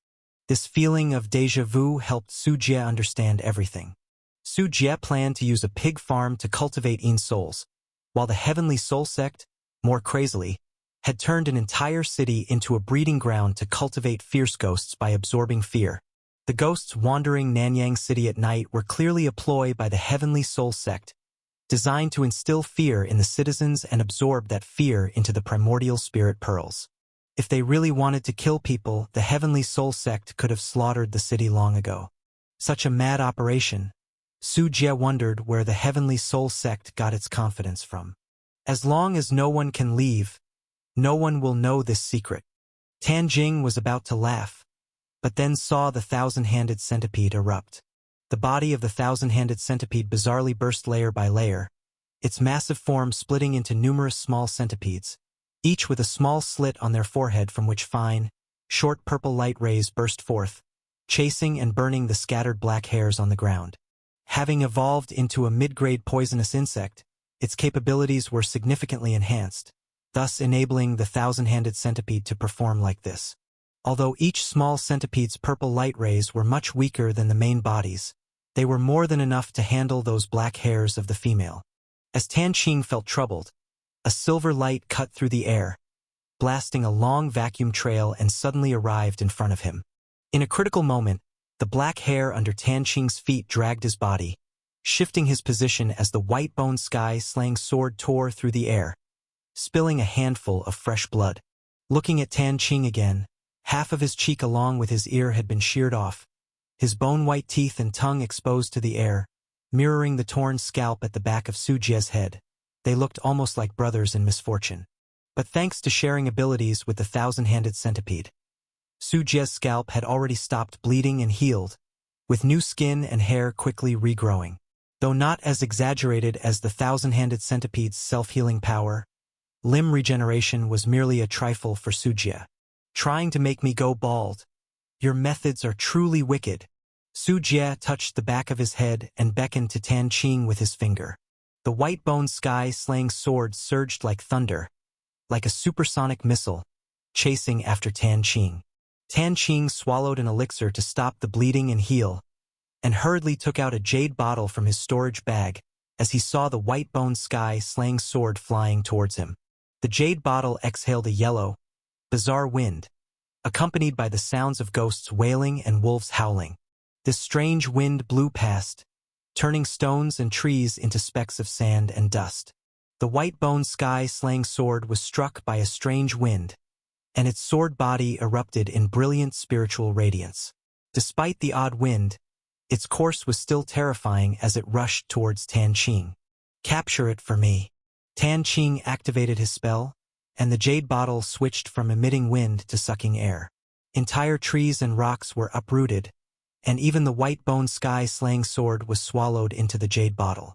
The jade bottle was a low-grade advanced magical artifact of extreme power and terror. Anything swallowed by it, including gold and silver, would dissolve into dust, But this did not include the white-bone sky-slaying sword. The jade bottle vibrated with a buzzing sound, a crack appearing at its base. The white-bone sky-slaying sword was about to break free. Tan Qing's face turned ashen, and he threw out several talismans, activating his spell. Bang! Bang! Bang! Coffins hit the ground, and several zombies with green faces, sharp black nails, and sinister expressions leaped out. These zombies had skin as hard as steel and possessed immense strength. Their movements were not clumsy like in movies but agile like leopards, slightly more powerful than even the alien ghosts. The swarm of Yin souls in the sky stopped their struggle with the human-faced moths, charging rapidly at Su Jie. Afterwards, Tan Qing produced a blue treasure umbrella, its surface etched with many ghostly figures. At that moment, the umbrella opened, and ghostly figures on its surface came to life, glaring angrily at Su Jie, freezing him in place. Fortunately, Su Jie had grown significantly by then. The thousand-handed centipede roared. Tens of thousands of little centipedes took flight, layering around Su Jie, leaving no gaps for penetration. Although Yin souls could pass through solid bodies, they faced the mid-grade for refinement poisonous insect. Tens of thousands of centipedes formed a swarm, annihilating any daring Yin souls that tried to penetrate, scattering their souls. Clang clang. The white-bone sky-slaying sword completely pierced through the jade bottle, light as a feather, its movements like a swallow piercing the clouds, turning into a streak of light. Several of the furiously rushing zombies paused, their heads rolling off their necks. Even though their bodies were harder than steel, in front of the white-bone sky-slaying sword, they were like made of paper. Having ascended to the 6th level of Yunling realm, Su Jie could finally unleash the true power of the white-bone sky-slaying sword, unstoppable against anything, piercing through all laws with one sword strike. This is a flying sword, a magic artifact, renowned for its first-rank attack power. The white-bone sky-slaying sword continued its relentless advance, flying toward Tan Qing. Tan Qing raised the ghost-faced treasure umbrella to block, but the umbrella, not primarily meant for defense, was easily pierced by the white-bone sky-slaying sword. The several layers of spirit shields around him were pierced consecutively, and finally, the sword pierced through Tan Qing's heart. Ah! Ah! Tan Qing's pupils constricted, his eyes staring in disbelief at the returning white-bone sky-slaying sword, vomiting blood heavily. A top-grade flying sword. How is that possible? He recognized the grade of the white-bone sky-slaying sword, a top grade among low-grade flying swords, even more precious and powerful than a low-grade advanced magical artifact. It was no wonder all his defenses were futile. Why did it have to be this bloody? You just had to force me to stay. By now, Su Jie stood on top of the 30-meter-high head of the thousand-handed centipede, flying hundreds of meters above the ground, and coldly observing Tan Qing, who had reached a dead end below. This is where it ends. Tan Qing still vainly hoped for mercy. That's not what you said before. Su Jie gave a cold smile. The white-bone sky-slaying sword swung, decapitating him, severing the life of this inner sect disciple of Heavenly Soul Sect, who had reached the 8th level of Yunling realm. But the battle was not yet completely over. With Tan Qing's death, the female ghost was still alive. Su Jie shifted his gaze to the female ghost, which was miserably chased by the thousand-handed centipede. Most of its black hair had been burned by the thousand-handed centipede, and after Tan Qing's death, the female ghost did not leave, its eerie eyes still fixed on Su Jie. Sensing a sip of cold energy lingering, Su Jie patted the head of the thousand-handed centipede and crisply said, "Destroy it." The thousand-handed centipede screeched, coiling in the sky, lowering its head as its face armor parted. A blinding purple light ray pierced the thick fog, completely enveloping the female ghost's body, rendering it into ash under the extreme heat. The flames died out. Su Jie alighted on the ground aboard the thousand-hand centipede, and on the scalding surface, there was actually a strand of black hair twisting about. A relic. His eyes lit up immediately as Su Jie recognized the origin of this strand of black hair. Like the white-bone tree, it was a treasure that had burst forth from a coincidental opportunity after death. The black hair twisted on the ground, resembling a tangled mess of lines, as well as a poisonous snake that was dead but not stiff. Out of caution, Su Jie didn't immediately pick it up. Instead, he manipulated several pale corpse hands to grab it. The strand of black hair kept writhing, winding itself around the corpse hands autonomously, but it had no aggression, merely encircling, not strangling. Su Jie looked around. This wasn't the place for experiments. Once he confirmed there wasn't too much danger, he stored the strand of black hair in the storage bag. Then Su Jie began to clean up the battlefield, collecting everything that had burst forth from the 3 Heavenly Soul Sect disciples he had killed, including the clothes they were wearing and the bamboo hats they carried, which were clearly magic artifacts. Also, the jade bottle and treasure umbrella that had been damaged by the Whitebone Sky-slaying sword could be sold for a good sum of money as materials, even in their broken state. Beyond that were the various strange and curious items in Tan Qing's storage bag. Upon opening it, the storage bag contained several zombies that had not yet been refined, stiff fingers, the teeth of some animal, moldy white funeral attire, makeup used on the dead stored in bottles, heart blood, and so on. These materials were all brimming with a sinister aura and were mostly likely used to practice some demon technique. Apart from these, there were as many as 2,000 blood marrow crystals and 100 or so primordial spirit pearls. After hastily going through the items in the storage bag, Su Jie didn't linger for long. He destroyed a few corpses and then rode away from the battlefield at high speed on the Thousand-Hand Centipede, finding Chen Yun and the others, and carrying them all on the back of the centipede. As for this white mist formation, it wasn't particularly clever. The range and height of concealment were limited, and the Thousand-Hand Centipede capable of flight couldn't possibly get lost. Your poisonous insect can fly? Chen Yun sat on the broad back of the Thousand-Hand Centipede, her long hair blowing about in the fierce wind, and looked at Su Jie with envy. Such a centipede that could fight, withstand damage, and fly was what many Ghost Ridge Palace disciples dreamt of. Impressive, right?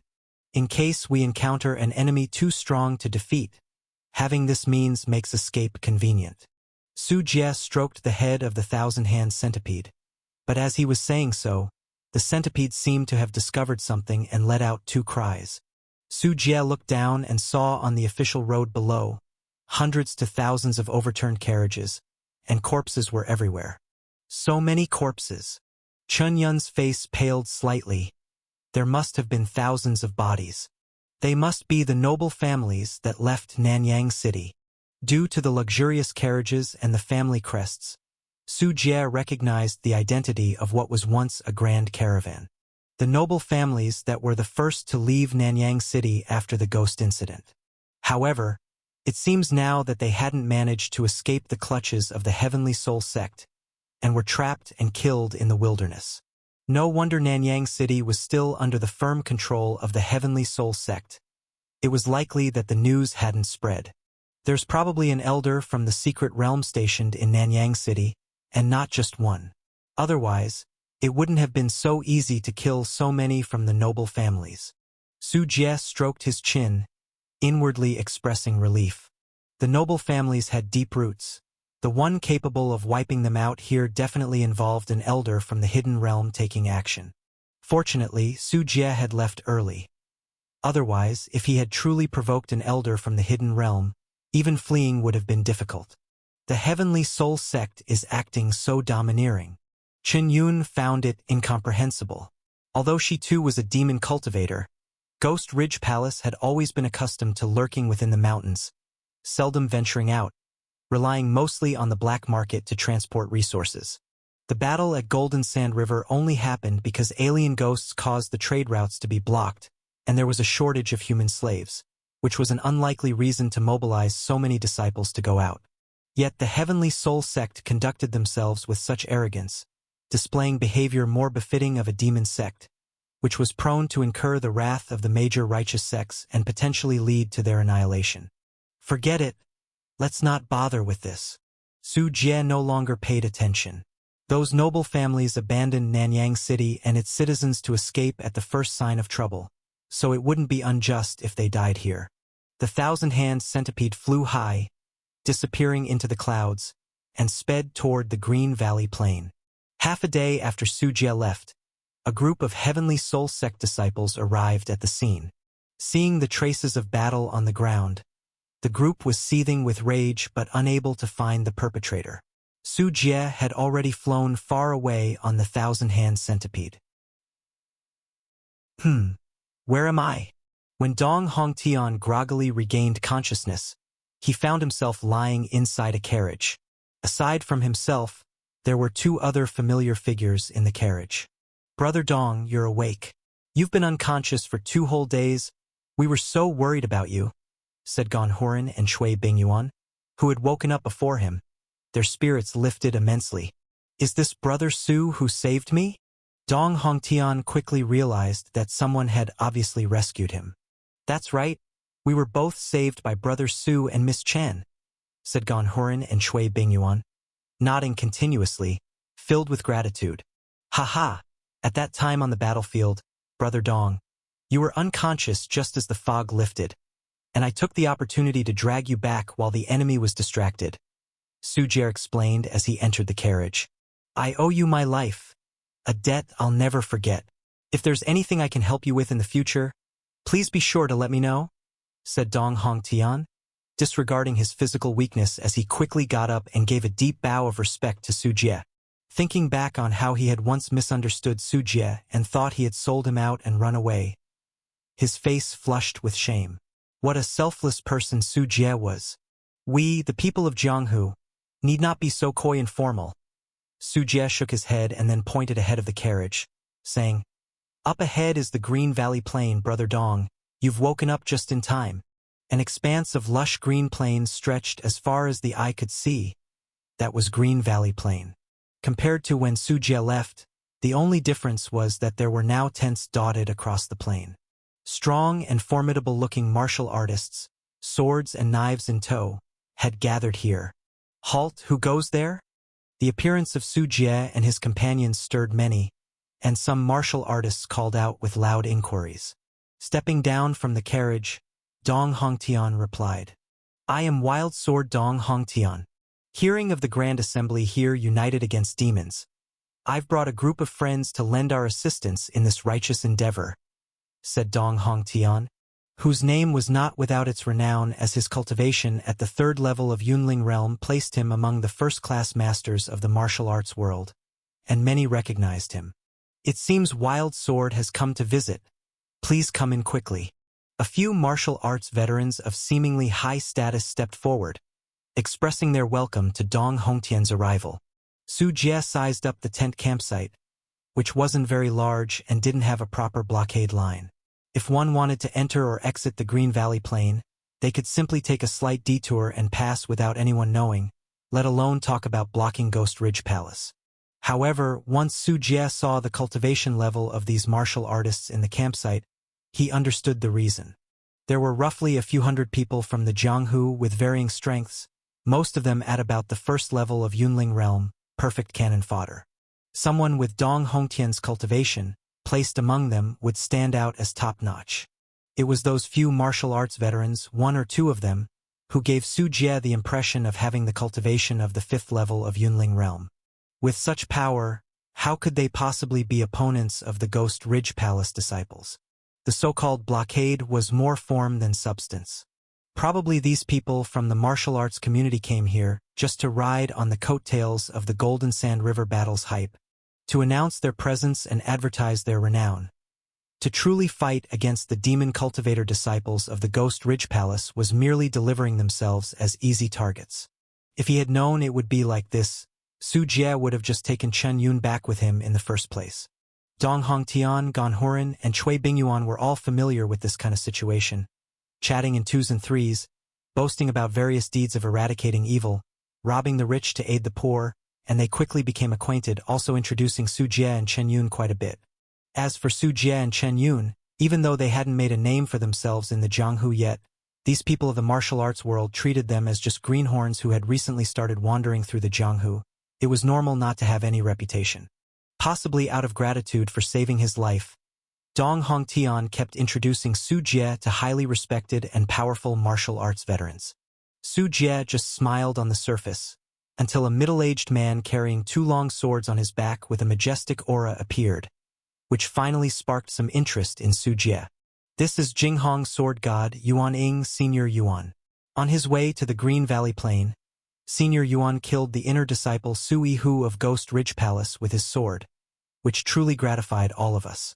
Brother Su, look over there, that's Su Yihu's head. Even an inner disciple has been slain, which is enough to prove the success of our action. Su Jie followed Dong Hongtian's pointing finger and saw Su Yihu's head stuck on a bamboo pole. The head's face was swollen from being in the water and eaten away by fish and shrimp, leaving it riddled with holes, but one could still make out that it was Su Yihu's face. It's nothing to boast of. Killing that fiend was a matter of luck. He had been injured by various disciples of the righteous sects, otherwise I would have stood no chance. Fortunately, we removed this blight, venting the anger for the many taken captives, without tarnishing our reputation in the martial arts community. Yuan Ying stood with his hands behind his back, appearing modest as he spoke. After speaking, with an appreciative expression towards the younger generation, Yuan Ying patted Su Jie's shoulder. I heard that you once saved Brother Dong's life. We need young heroes like you to join us. As long as we work together, those remnants of Ghost Ridge Palace will surely flee at the sight of us. Chen Yun, who was next to Su Jie, bowed her head, shoulders shaking constantly, barely able to stop herself from slapping this guy to death. What sword-slaying Su Yihu? If she hadn't seen with her own eyes the thousand-handed centipede biting Su Yihu to death, she really might have been fooled by him. This man must have fished Su Yihu's body from somewhere and presented it as a trophy of his own. Truly the epitome of shamelessness. Senior Yuan's bravery is remarkable. We martial artists can also slay demon cultivators with our swords, even inner disciples. I wonder when I will be able to reach the profound and unfathomable realm that you have attained, Senior. Su Jie clasped his hands together, his smile somewhat playful. As long as you diligently practice and do not forget your initial resolve, you will eventually reach my level. Yuan Ying spoke gracefully, advising the junior in front of him as if truly facing another one looking up to him. Afterward, Yuan Ying chatted with Dong Hongtian for a few more words before leaving with an easygoing manner. How about it? Senior Yuan is great, isn't he? Knowing him, when you travel the Qingzhou martial world in the future, his reputation can solve many problems. Dong Hongtian said with admiration, genuinely respecting him from the bottom of his heart. Su Jie just smiled without saying a word. Instead he pressed down on Chen Yun's arm to keep her from really causing trouble. It wasn't worth killing anyone over such a trivial matter. Night. Around the Green Valley Plain, people from the martial arts community gathered together, lit fires, and drank freely from jars. Su Jie left behind a letter and, accompanied by Chen Yun, quietly left the camp blending into the night. Hurrying along the way, this time there were no further troubles encountered on their return to Ghost Ridge Palace, as the Green Valley Plain was void of dangers. Thanks to the swift flying speed of the thousand-handed centipede, Su Jie and Chen Yun arrived within the borders of Ghost Ridge Palace's territory by late night. From a distance, they could see 3 tower buildings with members of the law enforcement team patrolling back and forth. This was the junction separating Ghost Ridge Palace from the outside world. Disciple Su Jie, returning from a mission, here is the token of proof. As a member of the law enforcement team just stopped them, Su Jie promptly presented his token to affirm his identity. Kid? Ran back from Golden Sand River? Lucky you. The law enforcement team member checked the token and commented, I wonder how much we lost this time at Golden Sand River, and how many ships made it back. Curious to learn more, Su Jie handed over 2 blood marrow crystals as he inquired for news. Taking the blood marrow crystals, the law enforcement team member sighed and said, following the battle at Golden Sand River, 8 out of every 10 disciples who went out haven't returned, and almost all the human slaves have been wiped out. I heard the elders are particularly furious. Thank you for the information. Su Jie nodded. This was consistent with his own assessment. After several days of traveling through mountains and ridges without even encountering an alien ghost, they successfully returned to Ghost Ridge Palace sect. Finally back, I'm going to head home and clean up first. Gazing at the familiar mountain gate, Chen Yun felt deeply moved, as the journey had been rather frightful and harrowing. I'll go to the command hall to submit the mission. Su Jie parted ways with Chen Yun and headed towards the command hall. Although the slave trading trip from Liyun Manor ultimately failed, it was still necessary to submit the task to at least let the sect know he was still alive. Inside the command hall, Su Jie entered and noticed it was much emptier than usual. Due to the battle at Golden Sand River and the loss of a large group of disciples, those who had gone out on missions, even the outer disciples, were mostly third level or above in the Yunling realm. They were the backbone of the command hall for accepting tasks. Now, with fewer disciples, it was natural for the command hall to be quieter. Su, Brother Su, is it really you? I thought you must have. Upon seeing Su Jie's return, Wu Bin's face was filled with surprise, likely thinking that Su Jie had perished at Golden Sand River. Brother Wu, long time no see. You probably thought I died out there, didn't you?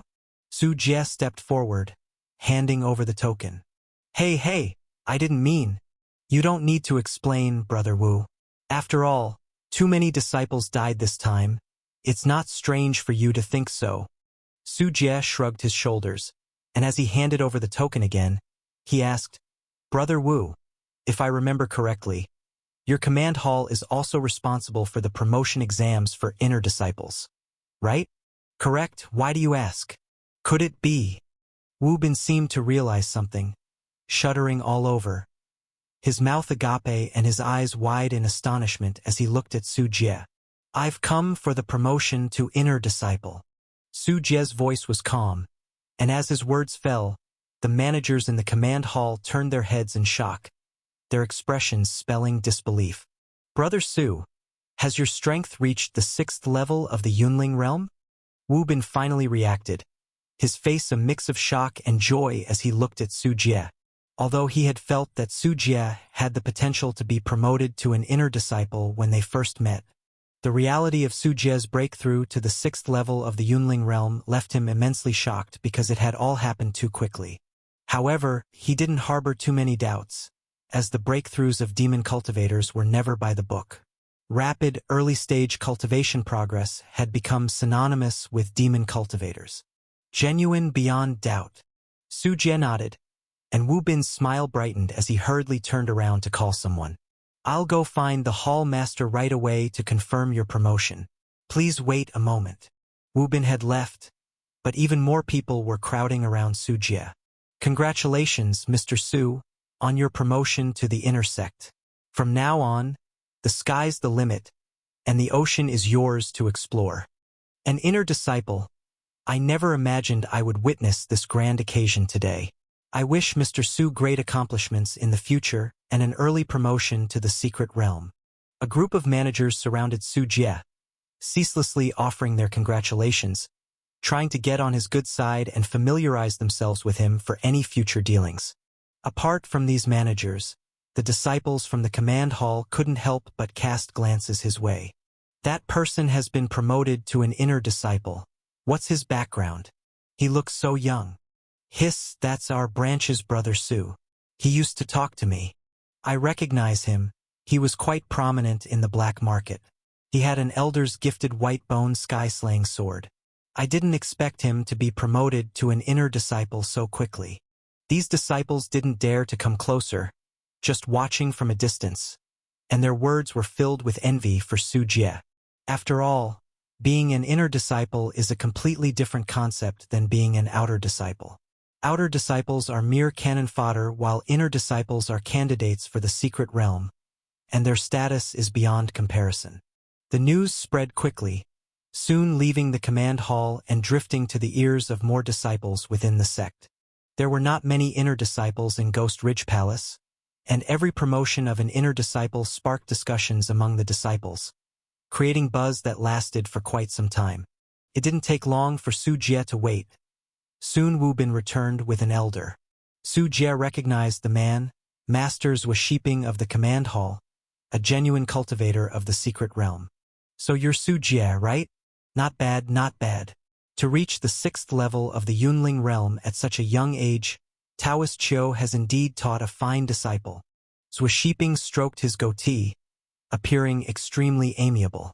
It wasn't that Master Zhou needed to curry favor with an inner disciple, but rather, he had a good relationship with Taoist Qiu, which accounted for his warm demeanor. Disciple has seen Master Zhou. Su Jie performed a respectful salute.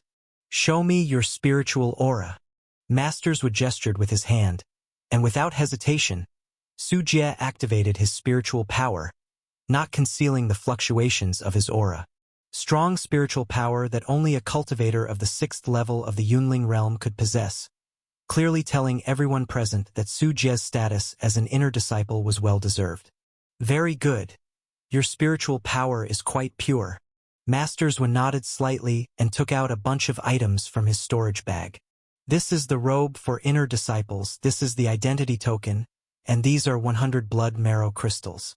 From now on, every month you will receive this amount as your monthly fee. These are the 3 cultivation techniques that inner disciples can practice. This is the token for the medicine pavilion and the scripture collection tower. You may claim 3 Shenling pills from the medicine pavilion every month and browse the precious texts above the 2nd floor for free. This is your new residence, which includes a small blessed land with a richer and more abundant supply of spiritual energy to aid in your cultivation. You also have the privilege to purchase magic artifacts. You can contact the artifact refiners of the sect to create the Demon Path magic artifacts you desire according to your specifications. A huge pile of items was handed over to Su Jie, including the cultivation techniques for insect control, body worm, and human worm, as well as various other benefits exclusive to inner disciples. This is the advantage of being an inner disciple.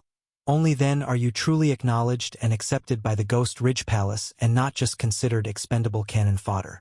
Seeing Su Jie scoop up so many benefits, envy turned the eyes of the disciples in the command hall red. They had to pay the elder their monthly fee every month, while Su Jie was not only exempted from this payment, but he would also receive hundreds of blood marrow crystals as a monthly fee from the sect. The gap was simply too huge. This disciple thanks Master Zhou. From now on, I will certainly strive in my cultivation and not disappoint the sect's nurturing. Su Jie took a deep breath, his heart swelling with indescribable excitement. Inner sect disciple, finally, he was also an inner disciple. Brother Su, congratulations, congratulations. Wu Bin was standing beside Su Jie, with a smile even brighter than Su Jie's. Even his molars were showing. Brother Wu, join me for a couple of drinks tonight. Su Jie did not become arrogant because of his promotion to inner disciple. Instead, he smoothly extended the invitation. That sounds splendid. I just so happen to have stored away 2 jars of 20-year-old brew. Tonight, we won't return until we're drunk. Seeing Su Jie's unchanged attitude, Wu Bin felt even happier inside. As the manager of the command hall, he may have a bit of authority, but his status was still not comparable to that of an inner disciple. After all, this was a world where power reigned supreme. And being acquainted with an inner disciple, having Su Jie as a contact, would be greatly beneficial for Wu Bin, potentially raising his status in the command hall by quite a bit. Wearing the blue robe of an inner disciple, Su Jie stepped out of the command hall. The sun was just right outside, its bright light shining on his face, and Su Jie's lips curled up ever so slightly. A year ago, he was just an ordinary person from Blue Star, but when he crossed over to the Tianyuan world, he was merely unpaid labor in Ghost Ridge Palace, catching insects every day. Now, a year had passed, and his life and status had undergone an earth-shattering transformation. Sometimes Su Jie himself felt as if it was all a dream. Brother Su! Brother Su! Brother Su! The news spread quickly. No sooner had Su Jie been promoted to inner disciple and walked out of the command hall than the surrounding disciples all started to greet him, their tones respectful. These were all disciples of Taoist Qiu's lineage, who had specially rushed over to congratulate Su Jie on his promotion. Su Jie ignored them and looked toward a figure in the crowd. Senior Yu, why are you here too? Su Jie rubbed his brow, for the person standing in front of him was none other than his senior sister, Yuan Xian. I heard you were promoted to inner disciple. As your senior sister, how could I not come to witness my junior brother's impressive rise? Yuan Xian giggled behind her hand, her beautiful eyes sparkling as she looked at Su Jie. My judgment wasn't wrong. Junior brother Su would sooner or later become an inner disciple. It's just a pity that I didn't seize the opportunity. Otherwise, you and I could have already become a splendid tale by now. Senior Yu, I'm in a hurry to get home and won't chat more with you. After hearing this, the corner of Su Jie's mouth twitched. If he really had taken the opportunity, by now he would likely be serving as a servant, toiling like an ox or a horse. He hastily said goodbye to Yu Wenxian, to avoid this dangerous woman who was constantly after him. Su Jie didn't return to his former residence in the cave dwelling. Instead, he arrived in front of a grand manor with 4 courtyards. The mansion was quite imposing, with spacious grounds, intricately carved beams, and painted rafters adorned with various exotic flowers and rare herbs. This was the residence assigned to Su Jie by the sect after his promotion to inner disciple, a stark contrast to his narrow cave dwelling from before. In front of the main gate, having been informed earlier, a dozen or so servants, maids, and chefs were waiting at the doorstep. As soon as Su Jie appeared, they all knelt down in unison. Greetings to Mr. Su. They knelt on the ground without daring to move an inch until Su Jie spoke. They now belonged to Su Jie's personal possessions, given to him along with the mansion. Su Jie could kill them on a whim without any repercussions. Rise, go prepare dinner. Waving his hand, Su Jie walked into the mansion. The group of servants breathed a sigh of relief. It seemed their new master was reasonably approachable. He pushed open the door to the mansion's practice room, which was simply laid out but indeed the most crucial part of the estate. As expected, the spiritual energy here is much denser than in the outside world. After taking a few breaths, Su Jie felt the increase in spiritual energy and looked down at his feet. The earth's vein here constituted a minor blessed land, not very large, only a few dozen square meters, but sufficient to speed up cultivation. If Su Jie had such a blessed spot for cultivation in the past, he would have been ecstatic for days and nights. Unfortunately, now that Su Jie had the white bone tree, he looked down on this small blessed land. The white bone tree provided spiritual energy at a much higher efficiency. Not in a rush to cultivate, Su Jie took out a strand of black hair, to be precise, ghost hair, from his storage bag. The ghost hair wrapped around Su Jie's arm. He hadn't experimented with it on the road, but now, settling down, Su Jie planned to see what effects this relic dropped by the female ghost might have. As he tried to infuse some spiritual power, Su Jie saw that the ghost hair merely writhed more actively yet showed nothing extraordinary. Could it be? Su Jie thought of something and tried to touch his scalp with the ghost hair. Whoosh, whoosh, whoosh. Like a shark sensing blood, the strand of ghost hair instantly burrowed into Su Jie's scalp and began to grow wildly. At a thought from Su Jie, the ghost hair cascaded down like a waterfall, swelling and expanding rapidly, overflowing with the intent to kill, shredding everything ahead according to Su Jie's will. This was one of Tan Qing the female ghost's attack abilities, albeit a bit weakened. However, Su Jie's face showed little joy. The ghost hair was powerful, but uncontrollable, growing wildly and falling to the floor, dragging at a length of 3 meters. Crack, crack. Using the white bone sky-slaying sword, Su Jie cut off the ghost hair, but it continued to grow frenziedly until it reached 3 meters in length, similar to the original length of the female ghost. Looking at himself in the mirror, Su Jie's face was full of speechlessness. He had some trouble accepting this appearance. Forget it, I'm not lacking in attack power right now. After giving it some serious thought, Su Jie decided to remove the ghost hair for the sake of his own majestic and valiant image. Not sure if it absorbed Su Jie's blood, but this strand of ghost hair became even more domineering.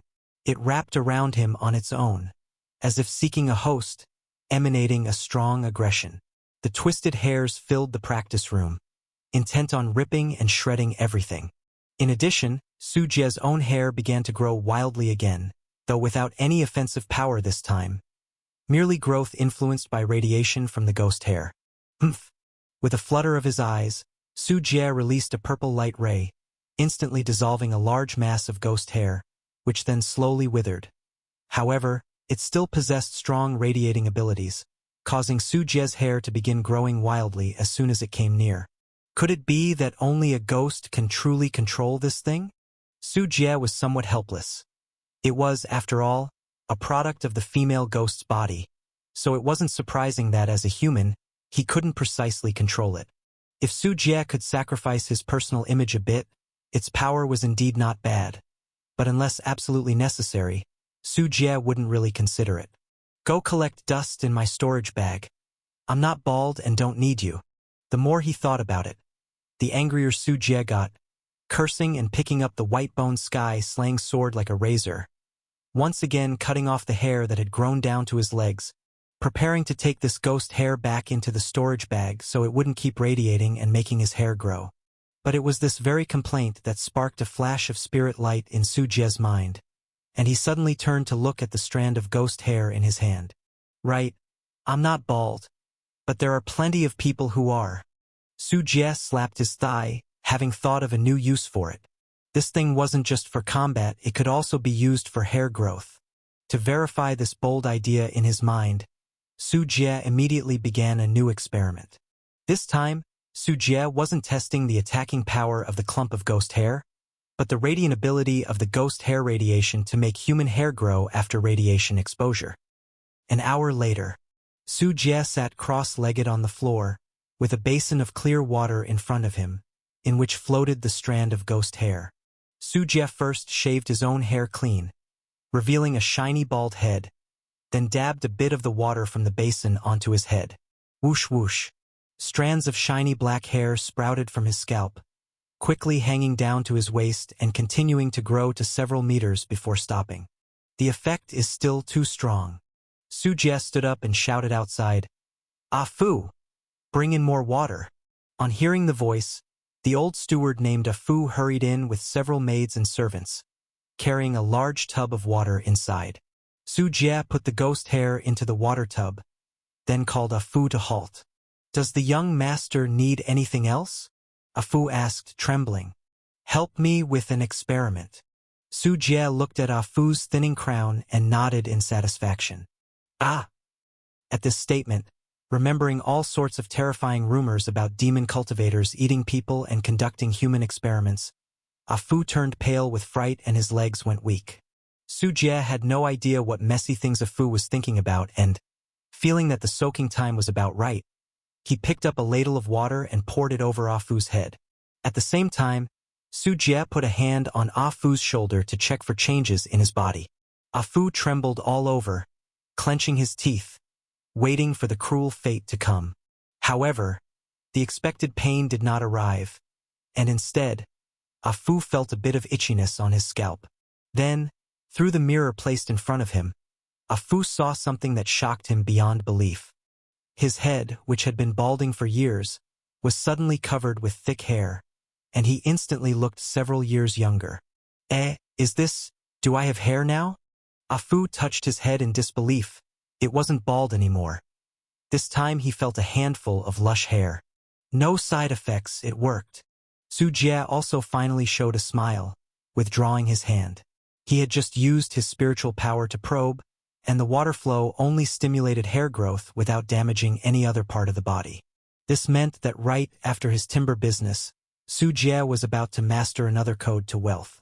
The hair loss market on Blue Star, including wigs, hair transplants, maintenance, hair loss treatment, and more, was worth trillions of dollars. After celebrating with Wu Bin and Chen Yun for one night, Su Jie came to the courtyard where Taoist Chiu resided the next day. Thud, thud. Gently knocking on the door knocker, footsteps came from inside, and a middle-aged man dressed as a butler walked out. Disciple Su Jie seeks an audience with master. Su Jie spoke loudly, while simultaneously handing over the gift he had prepared to the butler. With his new position, Su Jie of course came to pay a visit to his direct leader. "So it's Mr. Su, I will immediately inform the master."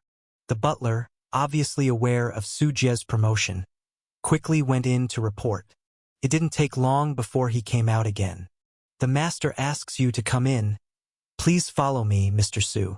With the butler leading the way, Su Jie arrived at a flower court. In the spiritually rich soil were planted full gardens of dragon blood flower, blossoming like blood in their splendid beauty. This was a special type of spirit plant. The magnificent blossoms required fresh blood to nourish and promote growth, preferably by watering with human blood to look their best and most vibrant. At the moment, Taoist Chiu was standing in the middle of the flower garden, back towards Su Jie, and said lightly, "Without human slaves, my flower garden has lost much of its luster. You have come at an untimely moment. Disciple is at fault for not bringing the human slaves back to the sect. Please punish me, master." Su Jie stood upright, taking the blame. "That is everyone's fault. You do not yet have the status to bear such responsibility." Taoist Chiu slowly turned around, his face lean, his eyes like ancient wells without ripples. "Your senior brother is dead. Now you are one of only 2 inner disciples on my side. Do not tarnish my name."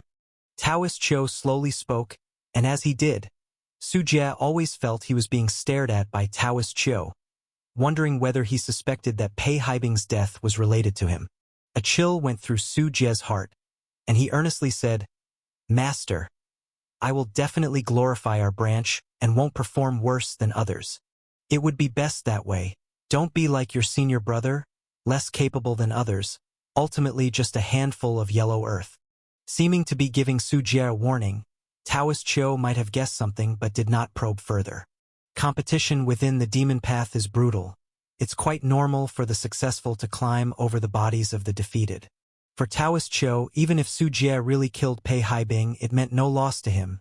Rather, he gained a more promising disciple.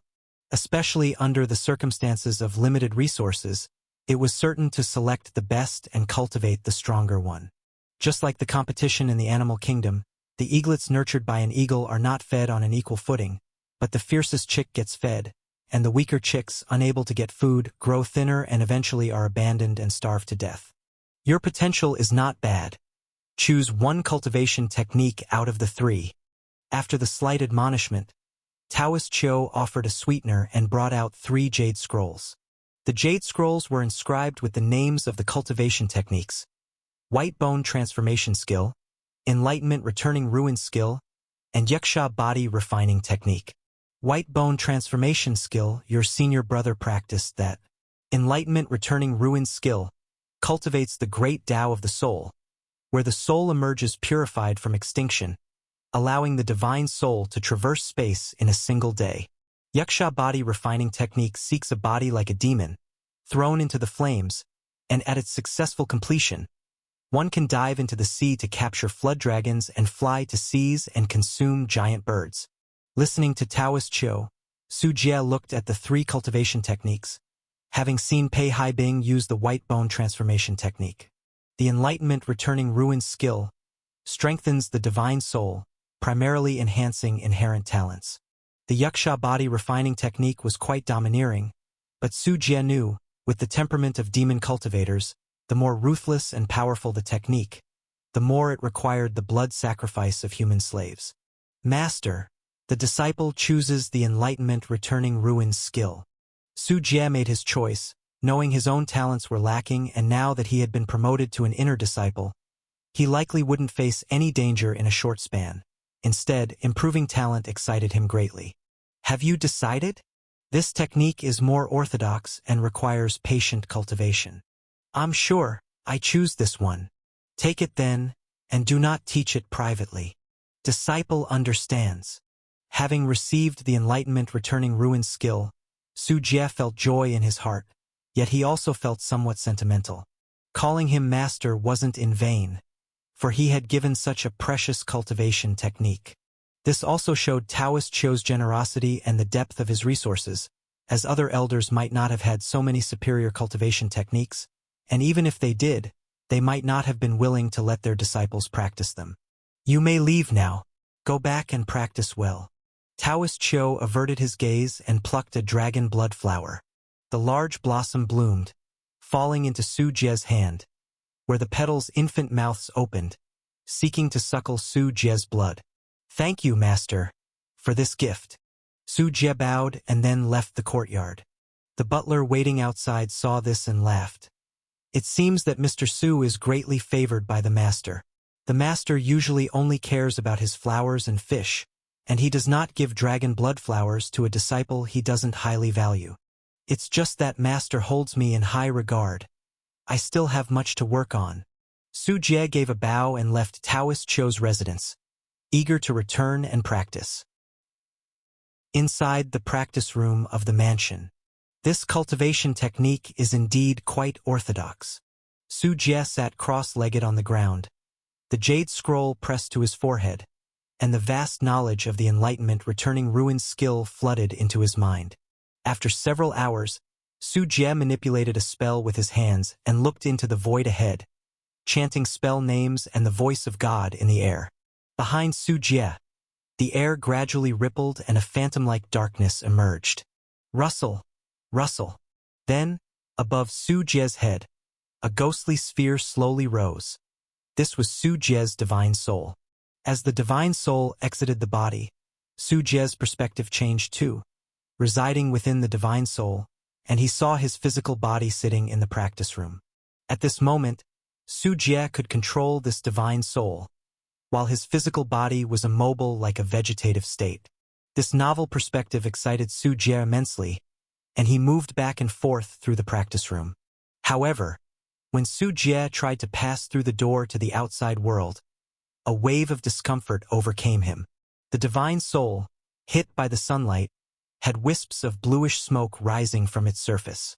Having just practiced the Enlightenment returning ruin skill, Su Jie's divine soul was still too weak, and instinctively felt uncomfortable under the sacred light of the sun, which was extremely young. The divine soul is still too weak. Thinking this, Su Jie controlled his invisible divine soul to soar into the sky. However, the farther away he got, the weaker the connection between Su Jie's divine soul and his physical body became. Ultimately, Su Jie could only move within 100 meters around the mansion. Any further, and his physical body would truly die, and his divine soul, exposed to the elements and storms, wouldn't last long either. After thoroughly testing his capabilities, Su Jie controlled his divine soul to return to the practice room and looked towards the darkness behind his physical body, his divine soul flying back into it. Within the darkness, a burst of light suddenly shone forth. Su Jie's divine soul appeared like a great sun suspended in the dark nine nether, its light and heat illuminating the darkness. Suddenly, Su Jie felt a refreshing clarity, his mind working much faster. With a single thought, the meridians within his body clearly appeared, the roaring flow of qi and blood, and the complexity of the human body's major acupoints were all revealed.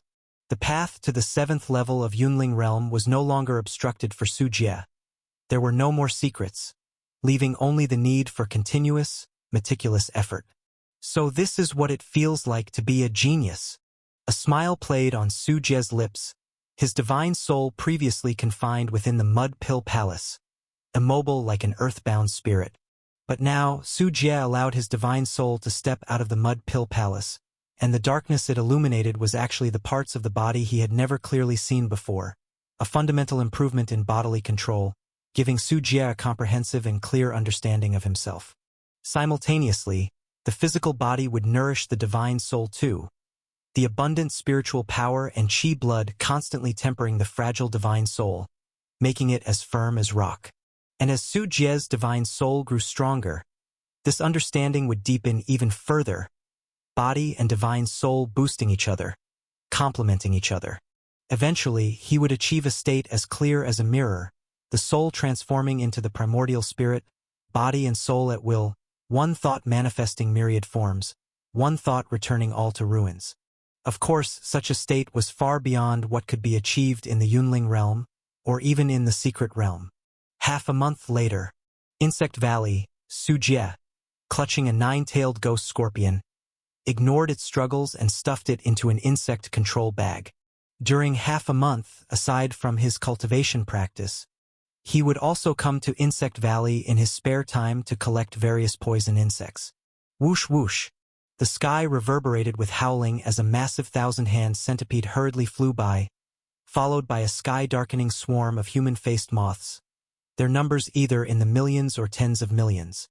Nobody knew how the thousand-hand centipede had provoked them, but the human-faced moths were furious, seemingly determined to engulf the centipede.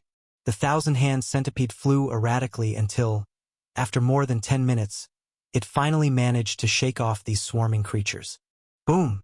The thousand-hand centipede landed, its body still draped with dense clusters of human-faced moths. These little things kept biting the centipede and wouldn't let go. Beneath the belly of the thousand-hand centipede, numerous pale corpse hands clutched oversized nets. Inside were vast amounts of human-faced moths, the reason why the human-faced moth swarm chased the thousand-hand centipede. Setting the net in front of Su Jie, the thousand-hand centipede shook its body similar to a dog shaking off water after a bath, flinging all the human-faced moths off its back.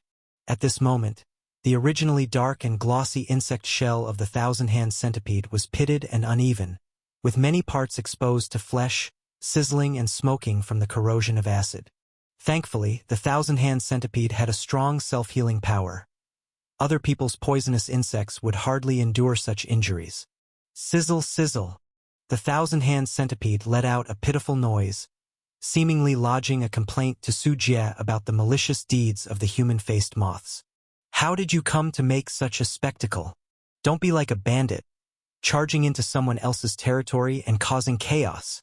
Su Jie was both amused and annoyed as he patted its big head. Whereas others subtly snuck into villages to catch human-faced moths, the thousand-hand centipede would barrel straight in and forcefully plunder, which naturally enraged the human-faced moth swarm. The thousand-hand centipede crawled and called out chaotically as if to say that if it weren't for Su Jie's orders, it wouldn't have bothered to provoke those dim-witted human-faced moths. Su Jie ignored the thousand-hand centipede's grievances and began collecting the human-faced moths on the ground. After advancing to the 6th level of Yunling realm, Su Jie, practicing the bodyworm focusing method, could control a significantly increased number of human-faced moths. With this new batch, Su Jie now had control over 70 to 80,000 human-faced moths, and the power of the resulting insect cloud had drastically increased. He then put the thousand-hand centipede into his sleeve and looked at his now brimming beast control bag. Inside, various poisonous insects lay dormant, nearly bursting the seams of the bag. About enough, this batch of poison insects will suffice for Fumin Breeding Farm's use for some time. It's time to head back. Attaching the insect control bag to his waist, Su Jie opened the ancient mirror and stepped through it to return to Blue Star. Monde City. Fumin Breeding Farm, the underground poisonous insect breeding base. Su Jie tossed the inferior poison insects from the Tianyuan world into it and set up the Chengquan Shenbing formation diagram. With a little time, those poisonous insects would be fattened up by the Blue Star poison insects, converting into low-grade poisonous insects, ready for harvest by the thousand-hand centipede later. He then took out the newly cultivated human-faced moths, and tens of thousands of them feasted in this place.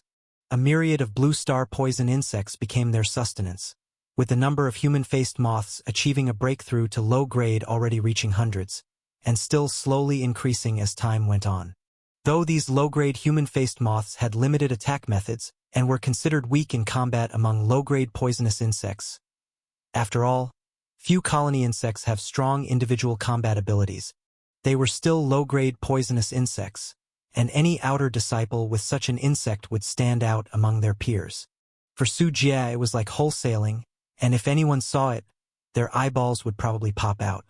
After the human-faced moths had their fill, Su Jie took out several new insect control bags and took away most of the Blue Star poisonous insects from Fumin Breeding Farm, so that he could feed the human-faced moths anytime and anywhere. Having completed all this, Su Jie left Fumin Breeding Farm and returned to Monde City, entering the headquarters of Jekka Company. Mr. Su. Mr. Su. Mr. Su. One after another, company employees called out Su Jie's name, some even trembling with apprehension. Ever since Su Jie acted decisively one night, executing a group of greedy officials and businessmen who were overstepping their bounds, the atmosphere in Monde City was greatly improved, including at Jekka Company. Within the company, Su Jie summoned Chen Yaoguang. After Lu Yingying returned to Hua Country, The affairs of Jeka Company were temporarily managed by Chen Yaoguang. However, his main focus was still insect breeding. The real decision-making was to report to either Lu Yingying or Su Jie for ideas, given the convenience of telephones and the internet nowadays. Mr. Su, what do you need? Chen Yaoguang, having received the message, hurried over. During this period, continue to expand the insect breeding business. Su Jie succinctly took out a plan and directed Chen Yaoguang to expand production according to the demands listed. Currently, Su Jie's bodyworm focusing method and the thousand-hand centipede both required a large quantity of poisonous insects, especially the consumption by the thousand-hand centipede. Its resource demand for each advancement grew exponentially, so to complete the fifth spirit refinement, the breeding of poison insects needed to keep up. Hiss, Mr. Su, do we need to breed so many? Our financial resources might not keep up, Chen Yaoguang said, shocked after seeing the number of poison insects listed in the plan, because the quantity had increased several times compared to before. You don't need to worry about the money. Our poisonous insect breeding business is now at the time of harvest. The lab has produced results, and will soon have a new source of revenue. What? There are results? Chen Yaoguang became instantly energized, ecstatic with joy, because all along, although Jeka Company's poison insect breeding had been bustling, there had been no output, only consumption with no returns. This had caused the higher-ups at Jeka Company to be extremely anxious, fearing that one day the company might not be able to hold up any longer, and they would lose their good treatment. Otherwise, why would I breed so many poisonous insects? Our newest experiment is to extract and cultivate a new type of cell factor from poisonous insects that has a potent hair growth effect, Su Jie said, smiling as he searched for a suitable excuse. Continuously breeding so many poisonous insects without any output would also raise suspicions, and the emergence of ghost hair gave Su Jie a reasonable excuse. As for the so-called cell factors, it is a new direction in the development of therapeutic drugs that is currently of global interest. Various different cell factors regulate every aspect of the human body, including immunity, development, growth, and tissue repair. Whether cell factors were involved in the induction of ghost hair, Su Jie wasn't sure. Matters of mysticism should not concern science. As far as Su Jie was concerned, if he said they existed, they existed. That's great. I'll get right to it and carry out the expanded reproduction plan as you instructed, Mr. Su. Chen Yaoguang didn't harbor any doubts, perhaps because of his simplistic nature. He couldn't fathom that someone would continuously foolishly throw money into a bottomless pit, and developing a new drug to tap into a huge market. Even Chen Yaoguang, who was not directly involved, knew how lucrative it could be. The prior expenses on breeding poisonous insects could be earned back in one fell swoop. Work hard, and you'll get a share of the company's year-end dividends. I will leave Monday's matters to you, as I need to return to the country soon to address the new company's issues, Su Jie said. Don't worry, Mr. Su. I will definitely take good care of your business, Chen Yaoguang assured. Emboldened by the pie in the sky Su Jie had painted, Chen Yaoguang was filled with vigor, treating Jeka Company as his own family. Linping City International Airport. At the entrance, a luxurious convoy of cars approached from a distance. BMWs, Bentleys, and various high-end business vehicles formed a long queue, driving grandly into the airport and drawing the gaze of many passers-by. From the center of a Bentley, a woman full of feminine charm and grace stepped out. She was tall and shapely, wearing a black body-hugging skirt, her long, pale legs captivating the gazes of many men. Subtly sexy yet not vulgar, her demeanor exuding confidence and cool composure. One after another, individuals in suits and leather shoes got out of the cars, with a middle-aged man giving orders. Make sure you're all looking sharp. The big boss is back in the country. We need to show him the spirit and style of Tianyuan home. With that, Liang Lianjuan turned his head and said to the tall woman with a smile, Secretary Liu, do you think this is appropriate? Stop fussing. I doubt Mr. Su would even like this kind of showy display. Lu Yingying rolled her eyes, signaling her disapproval. That can't be right. Men all like this sort of thing. Look, I even brought everyone. Let's just go in. Lu Yingying knew it was a done deal and waved her hand dismissively, walking toward the airport.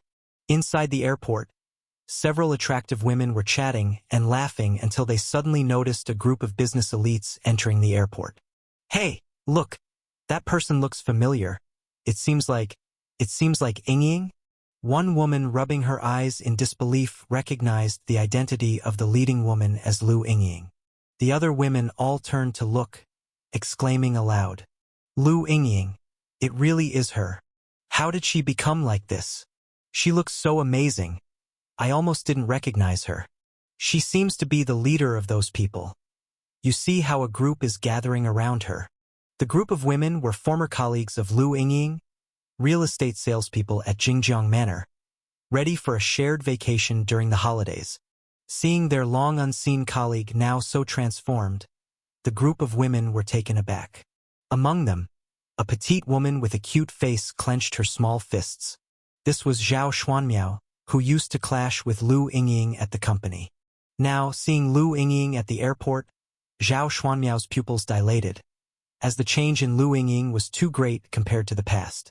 From an ordinary real estate salesperson to a business elite, the style and aura she showed were not something ordinary people could have, leaving Zhao Xuanmiao feeling inferior and quite unbalanced.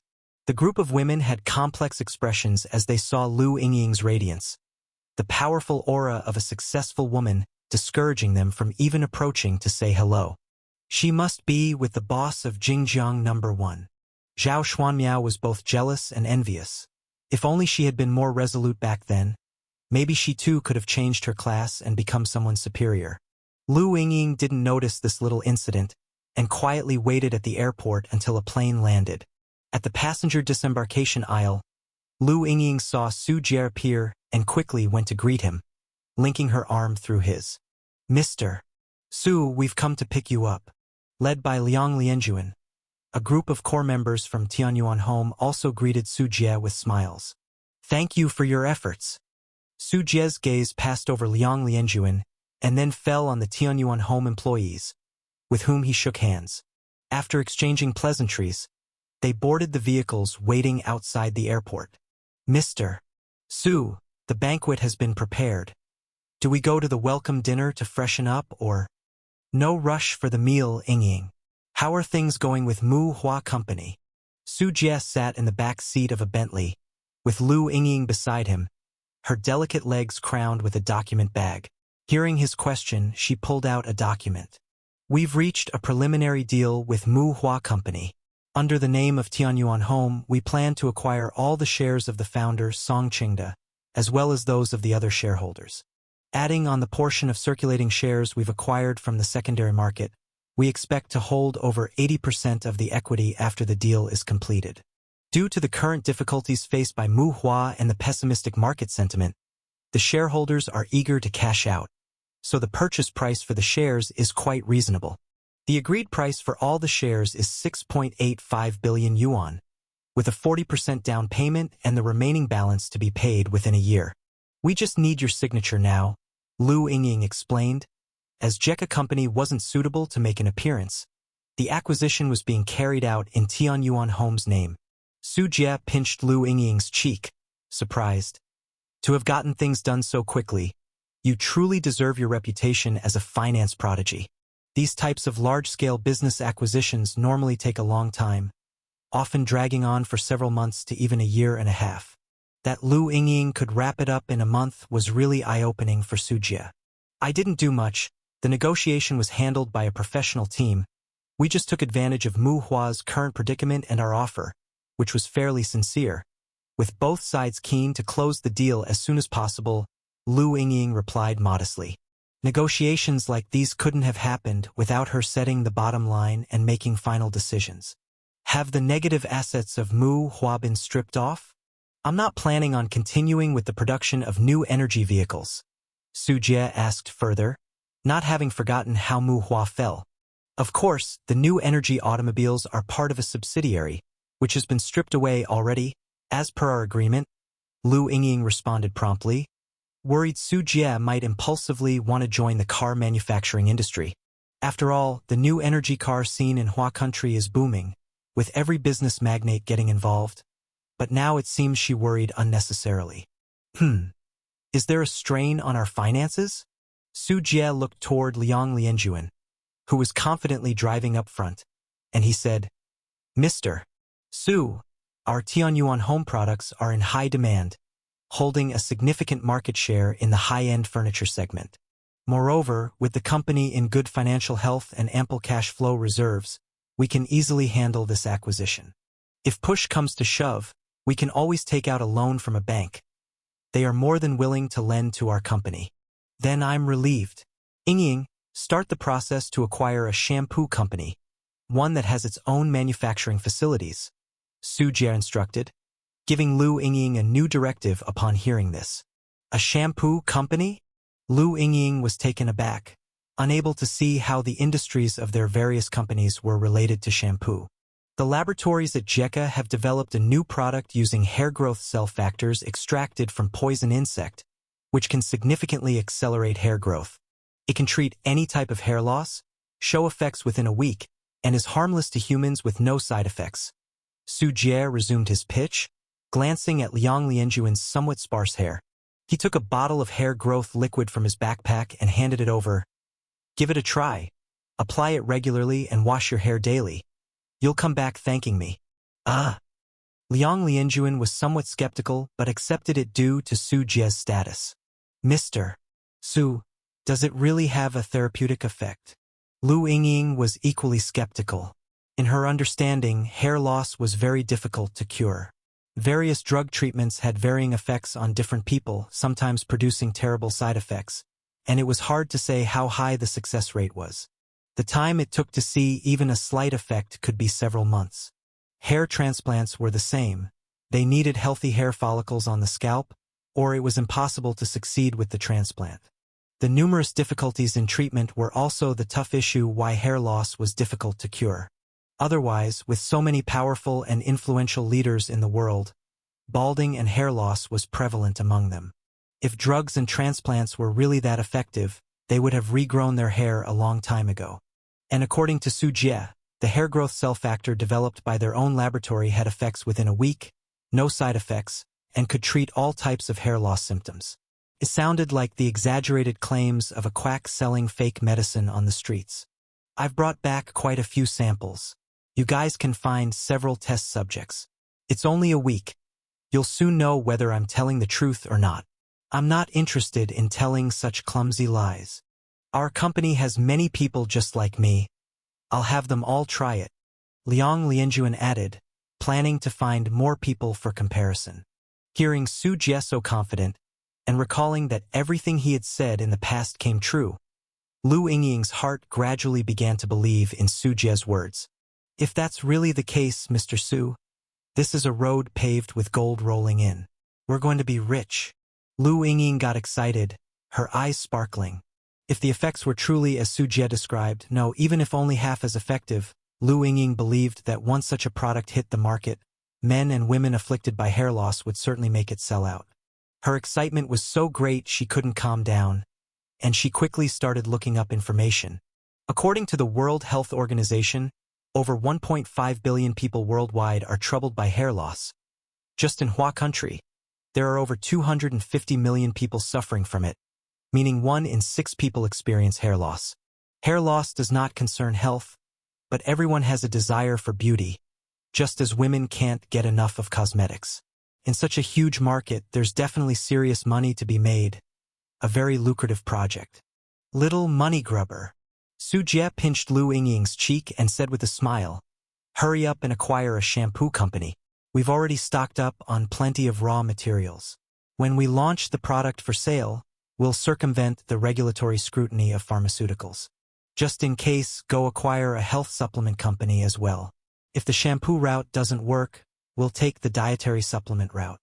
It was because the procedures for launching new drugs were too cumbersome. Various phases of clinical trials, applications, approvals were all trouble, and it would take years before the product could actually go on sale.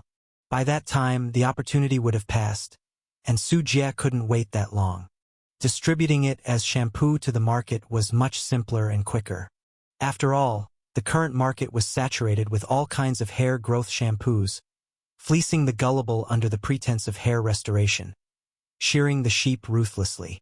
Su Jie simply decided to join the fray directly, with a heavy punch, ready to turn the industry upside down. Lu Yingying nodded again and again, then added, "Mr. Su, our shampoo pricing should be 100 per bottle." Su Jie set a price that was not high. Compared to various other hair loss treatments, this price was very cheap, let alone compared to hair transplants, which were extremely expensive. "That's so cheap. Aren't we going to lose a lot?" Lu Yingying got anxious, feeling like they were on the losing end of the deal. How could such a miraculous hair loss treatment sell for such a low price? Benefiting society is not done this way. You, having just become a capitalist for a short time, have already fully adopted the capitalist way of thinking. Can't you think more about the patients? Su Jie flicked Lu Yingying's forehead, speaking with a look of heartfelt pain. "I'm considering your interests, Mr. Su. Others help you make money, yet you complain about me." Clutching her forehead, Lu Yingying puffed up her cheeks, unconvinced by Su Jie's words. "Yes, Mr. Su, if this hair growth liquid is truly so effective, we really are selling it too cheaply." Liang Lianjuan also couldn't help but interject. As a businessman, his first thought was naturally profit, which was very normal. Su Jie shook his head with a laugh and said, "You guys, how come you just can't turn this corner? Do you only use one bottle of shampoo for your whole life?"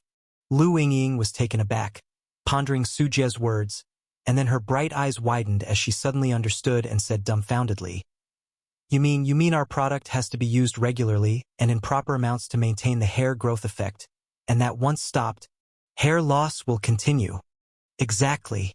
With so many people worldwide troubled by hair loss, if we price it too high, many will be deterred. But if we price it low and the treatment lasts a shorter time, everyone can accept that. Then our company can harvest a substantial amount of money daily, monthly, yearly, securing the company's operations." Su Jie smirked proudly. Heaven knows how many times he adjusted the formula to achieve this effect. As a product meant for the masses, Su Jie's hair growth liquid wouldn't be expensive, but it required regular use by those with hair loss, or they'd continue to face hair loss upon cessation. While this might seem to draw limited profits in the short term, the steady income over time would outweigh the profits from a one-off cure. This is like medicine, where typically long-term medication for chronic diseases has more market value compared to a one-time cure. If there were a monopoly on a medical product, even if a curative medicine was produced, for the sake of profits, the companies would still supply medications that only alleviate symptoms to ensure continued use by patients.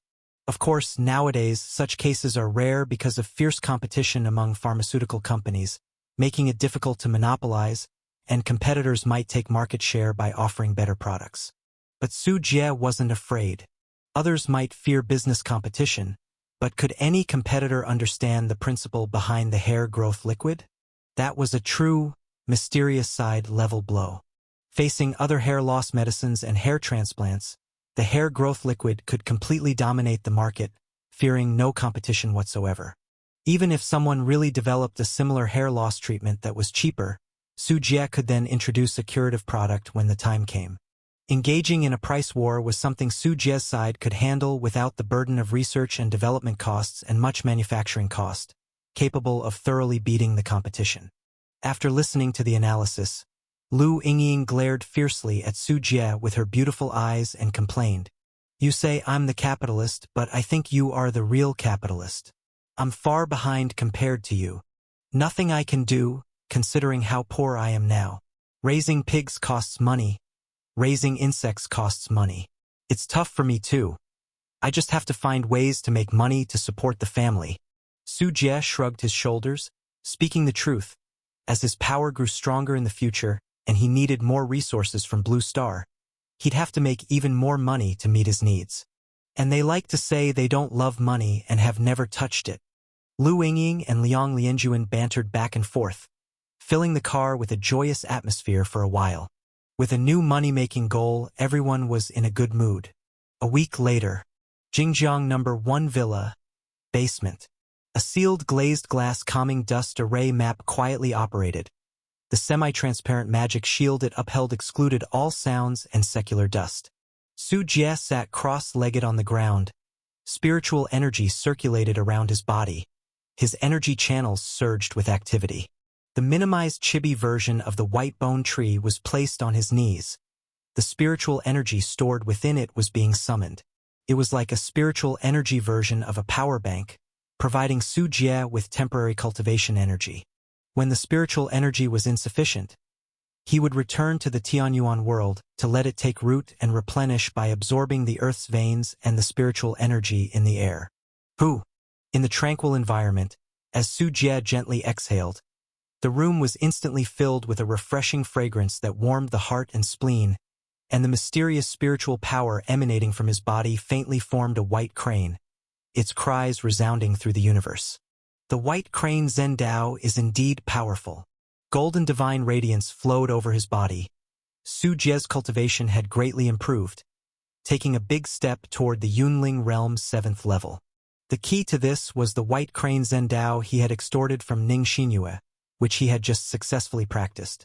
This cultivation technique's efficiency in absorbing spiritual energy, putting aside the reciprocal cultivation of the thousand-hand centipede, was significantly higher than the 100 poison refining goose scripture in terms of the use and absorption of spiritual energy. Standing up from the ground, Su Jie lifted his palm and shouted, 5 elements demon suppressing handprint. A handprint made of spiritual energy was struck out, twined with the energies of the metal, wood, water, fire, and earth elements, and it hit a thick steel plate, instantly creating a handprint half a meter deep on the nearly 1 meter thick steel plate, scattering sparks and iron filings around. If it weren't for the glazed glass calming dust array map isolating the sound and movement, the vibration would have affected 100 meters radius. With this, the 5 elements demon-suppressing handprint can be considered successfully cultivated. A smile hung on Su Jie's lips. The 5 elements demon-suppressing handprint, which he had not grasped before, now had its essence understood by Su Jie, truly unleashing the power of this palm technique. Splitting shadows. Su Jie's body swayed, and 2 shadowy figures, rapid illusions within the array map, darted chaotically. Much improved from before when he could only condense a single false body. The vast improvement was entirely due to the Enlightenment Returning Ruin skill, which had enhanced his comprehension, markedly elevating Su Jie's talent, and made learning multiple cultivation techniques much more effective. Su Jie continued to experiment with the gains from his progress, and over an hour later, he walked out of the basement. The villa's living room was quite lively. Liang Lianjuan was excitedly talking about something. Next to him, Lu Yingying was covering her mouth, staring back and forth at Liang Lianjuan's forehead. Upon seeing Su Jie enter, Liang Lianjuan, like a child with a new toy, excitedly showed his hair to Su Jie. Mr. Su, it's amazing. The hair growth liquid you gave me is just miraculous. My hair really grew back. Look how thick and dense these are. Only to see on Liang Lianjuan's formerly balding crown, a layer of short, fine hair had grown, covering the previously bare scalp. The growth rate of human hair is 0.27 to 0.4 millimeters per day, and now in just 7 days, his hair had begun to sprout, enough to prove that his hair growth had returned to normal, and the symptoms of hair loss truly altered. What did I tell you? You'd come back in a week to thank me. Su Jie stepped forward, looked at Liang Lianjuan's hair for a few moments and said, Now do you believe what I said? Isn't the effect of the hair growth liquid incredibly potent? I'm convinced. This effectiveness is freaking amazing. Unable to contain his excitement, Liang Lianjuan exclaimed with extreme joy, Not only did I grow hair, but I also had several of my subordinates at Tianyuan Company, who suffer from the same hair loss issue, use it. They all experienced hair growth like I did, without any side effects. A 100% cure rate. Isn't that a bit exaggerated? Lu Yingying covered her mouth, though she had anticipated the results. Seeing the effectiveness of the hair growth liquid still shocked her to no end. This was far superior to any hair loss product available today, including hair transplants, and it perfectly solved the global issue of hair loss. This is the latest achievement of our lab. If it didn't have such miraculous effects, we wouldn't have put it on the market. Now all we need is the east wind. Su Jie sat on the sofa, looking at Lu Yingying as he inquired. We have acquired a local shampoo company in Linping City. The company has a factory with about 200 employees. Lu Yingying quickly reported. Such a minor acquisition was no big deal for the financially powerful Tianyuan company. It could be settled simply by throwing money at it. Upgrade the production line as soon as possible, change the packaging, and rename the product Tianyuan Hair Growth Liquid. At the same time, expand the factory to ensure we meet future demand. Regarding the raw materials, they will be transported from the Mande region later on. You'll be responsible for the coordination. Su Jie immediately gave instructions. Considering safety and confidentiality, ghost hair was not suitable to be brought into Hua country. When the time came, they just needed to transport the raw materials regularly, dilute them, and package them into products. I'll have them speed it up. We'll get things sorted out soon. Clutching her little fists, Lu Yingying, having witnessed the amazing effects of the hair growth liquid, was eager to see the product hit the market. Every night it wasn't available was money lost. By the way, Mr. Su, we've finished the final coordination with Mu Hua Company. They are urging us to finalize the deal as quickly as possible. Lu Yingying continued, bringing up the matter regarding Mu Hua Company. Okay, I have time now, let's go together. Su Jie nodded. Once he acquired that same afternoon, Su Jie led a team to Guangyi County. Not only was this the location of Mu Hua Company, but it was also home to the company's largest pig farm. At the entrance to the biggest livestock farm in Guangyi County, owned by Mu Hua Company, Su Jie met with the founder of Mu Hua Company, Song Chengda. Young people nowadays are really something, Mr. Su. When I was your age, I was still struggling just to clothe and feed myself, yet you've already created such a large enterprise. If my good-for-nothing son had even half of your talent, I'd be completely satisfied. Song Chengda expressed goodwill. He was an ordinary middle-aged man wearing a black suit, his hair meticulously groomed. Even though he was now mired in debt due to a failed venture into car manufacturing, resulting in a mixed reputation, he still maintained the air of a company CEO. Mr. Song, you flatter me. I still have much to learn in the field of animal husbandry. Su Jie shook hands with Song Chengda, maintaining humility in his words. Indeed, animal husbandry is a field with significant risks and fluctuations, but I believe that since Mr. Su has decided to join in, you must have made thorough preparations. Young people have drive, and I'm confident that you will succeed. Song Chengda kept praising, eager to sell off his assets to repay debts. He was somewhat ingratiating himself to Su Jie. Mr. Su, welcome to invest in Guangyi County. The business environment here, along with the tax incentives, are all substantial. After exchanging a few pleasantries with Song Chengda, an enthusiastic official extended his hand to greet Su Jie. Accompanying the teams from both sides were also a few local officials from the Industry and Commerce Department. Guangyi County is just an ordinary city without any significant industrial advantages. Mu Hua Company is a well-known large enterprise there, a heavy asset and technology-intensive company that provides employment for over 2,000 people in the county, and the population of the families behind these workers is over 10,000. During the period when Mu Hua Company was caught in a business turmoil, it was not only the banks that had difficulty recovering their loans who were anxious. The local government also feared that mass unemployment might lead to unrest. We at Tianyuan Home also come with great sincerity to develop and operate. As long as there are no other problems, we promise to keep the original workers and their compensation unchanged. Su Jie also spoke with a smile. Hearing this response, the other party's face immediately broke into a smile. However, just as everyone was enjoying a lively conversation, a group of plainly dressed elderly men and women suddenly ran over, having apparently heard the news from somewhere. Some were even carrying hoes and rakes, pulling banners that read Mu Hua, "Get out of our Ping Fong town," their presence overpowering as they surrounded the group. "Get out, Mu Hua Company, get out. It's because of your pig farm that the stench is drifting to our homes. Shameless, smoke-belching company. Move away immediately, "We don't welcome you here." The group of elderly men and women were chanting slogans, making a commotion as they gathered at the entrance of the breeding farm, cursing and clamoring. Song Chengda's expression turned ugly, and he looked at his secretary. "What's going on? Why have they come to cause trouble again?"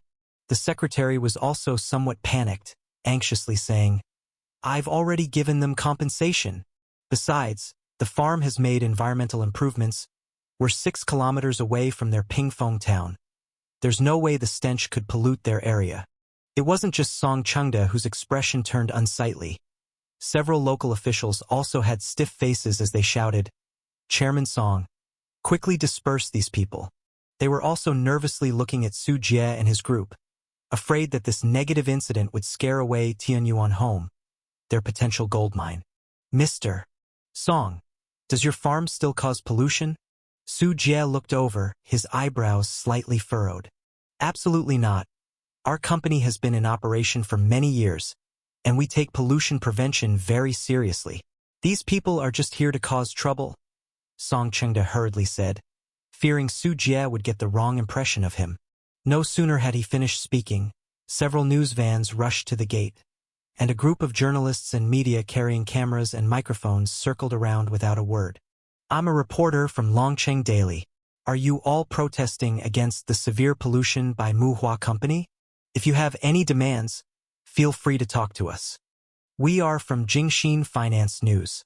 Is Tianyuan Home planning to completely acquire Muhua Food Company?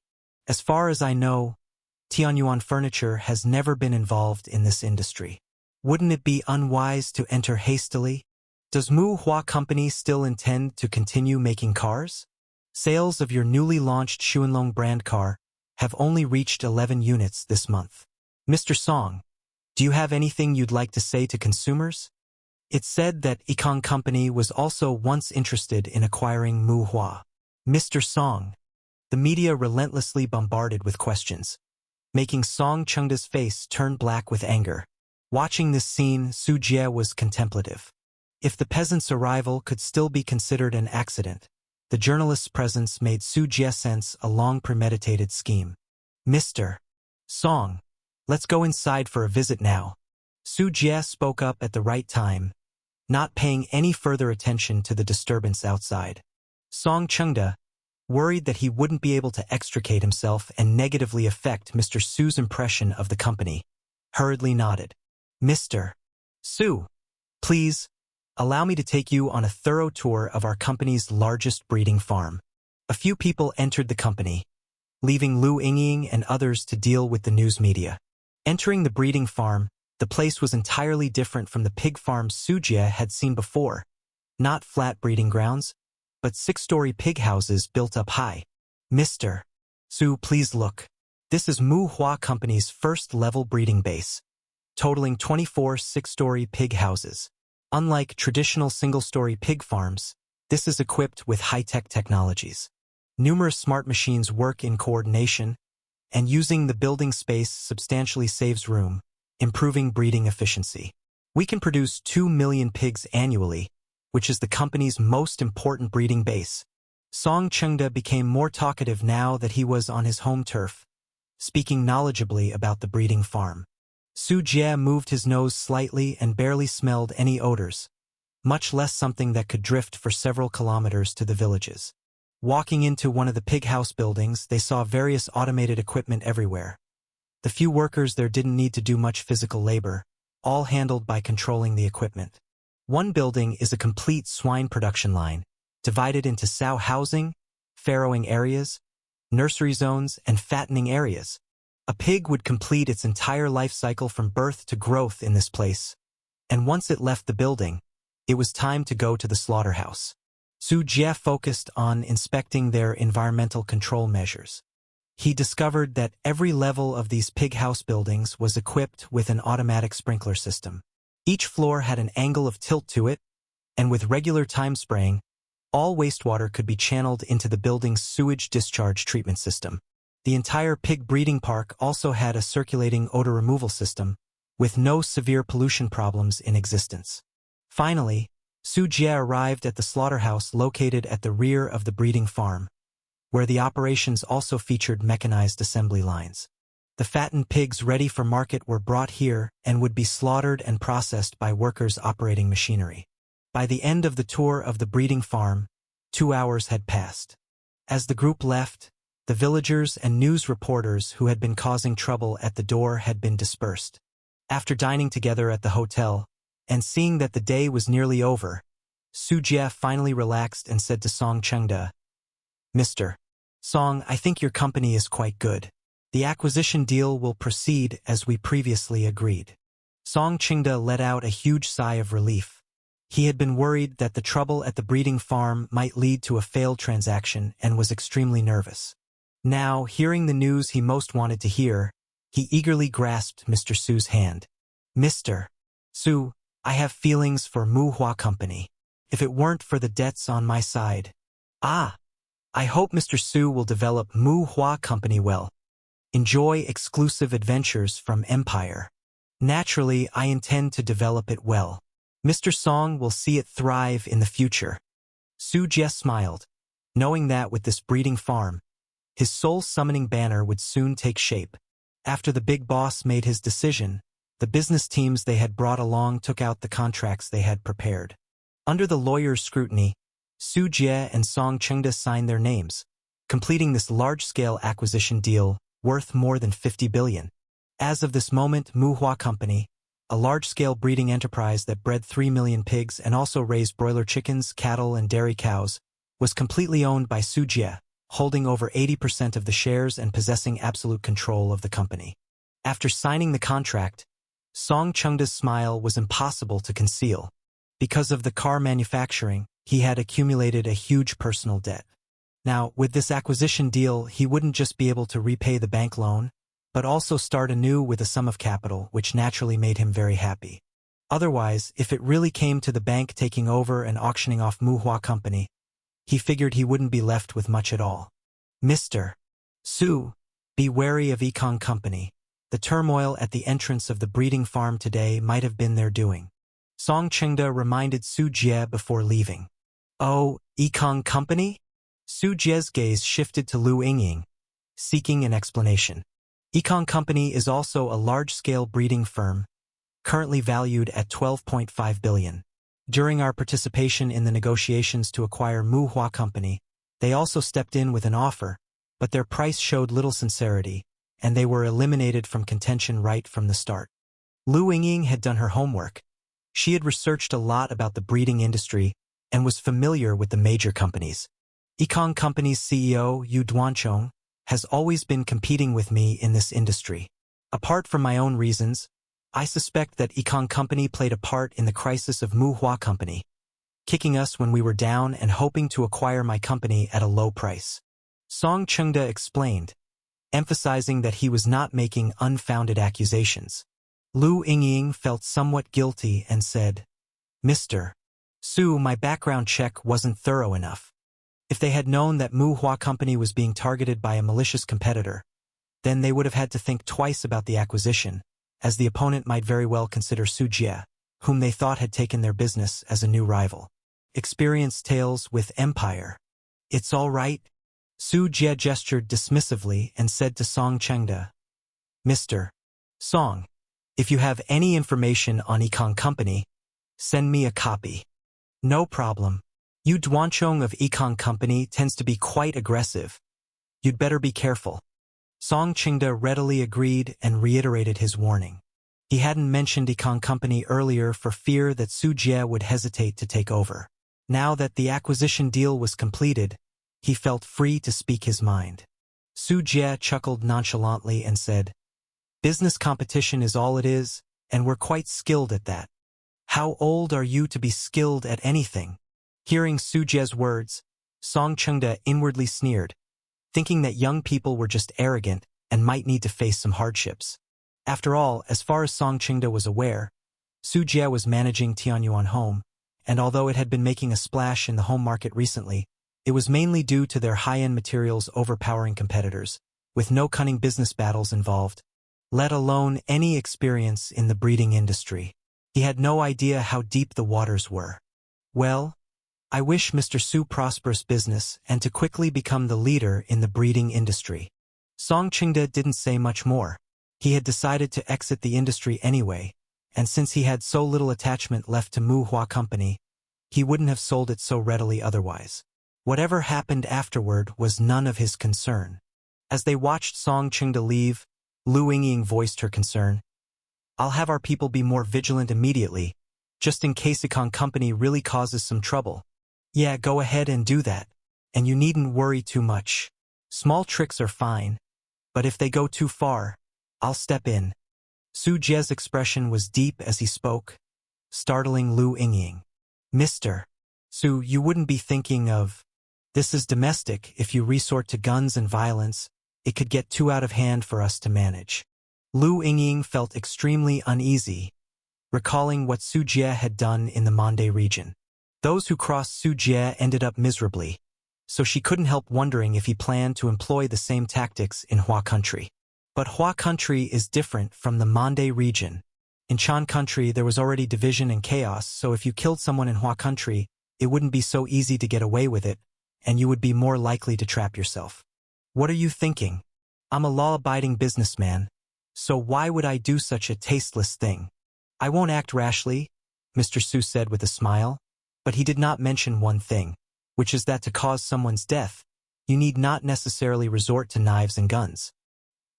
Guangyi County, Mu Hua No. 1 Breeding Farm. When the acquisition was completed, Su Jie immediately began his transformation work. It took several days to hire a construction team, which transformed the place completely according to his own vision. Inside the slaughterhouse, several altar-like structures were built, enclosed by high-strength glass for protection.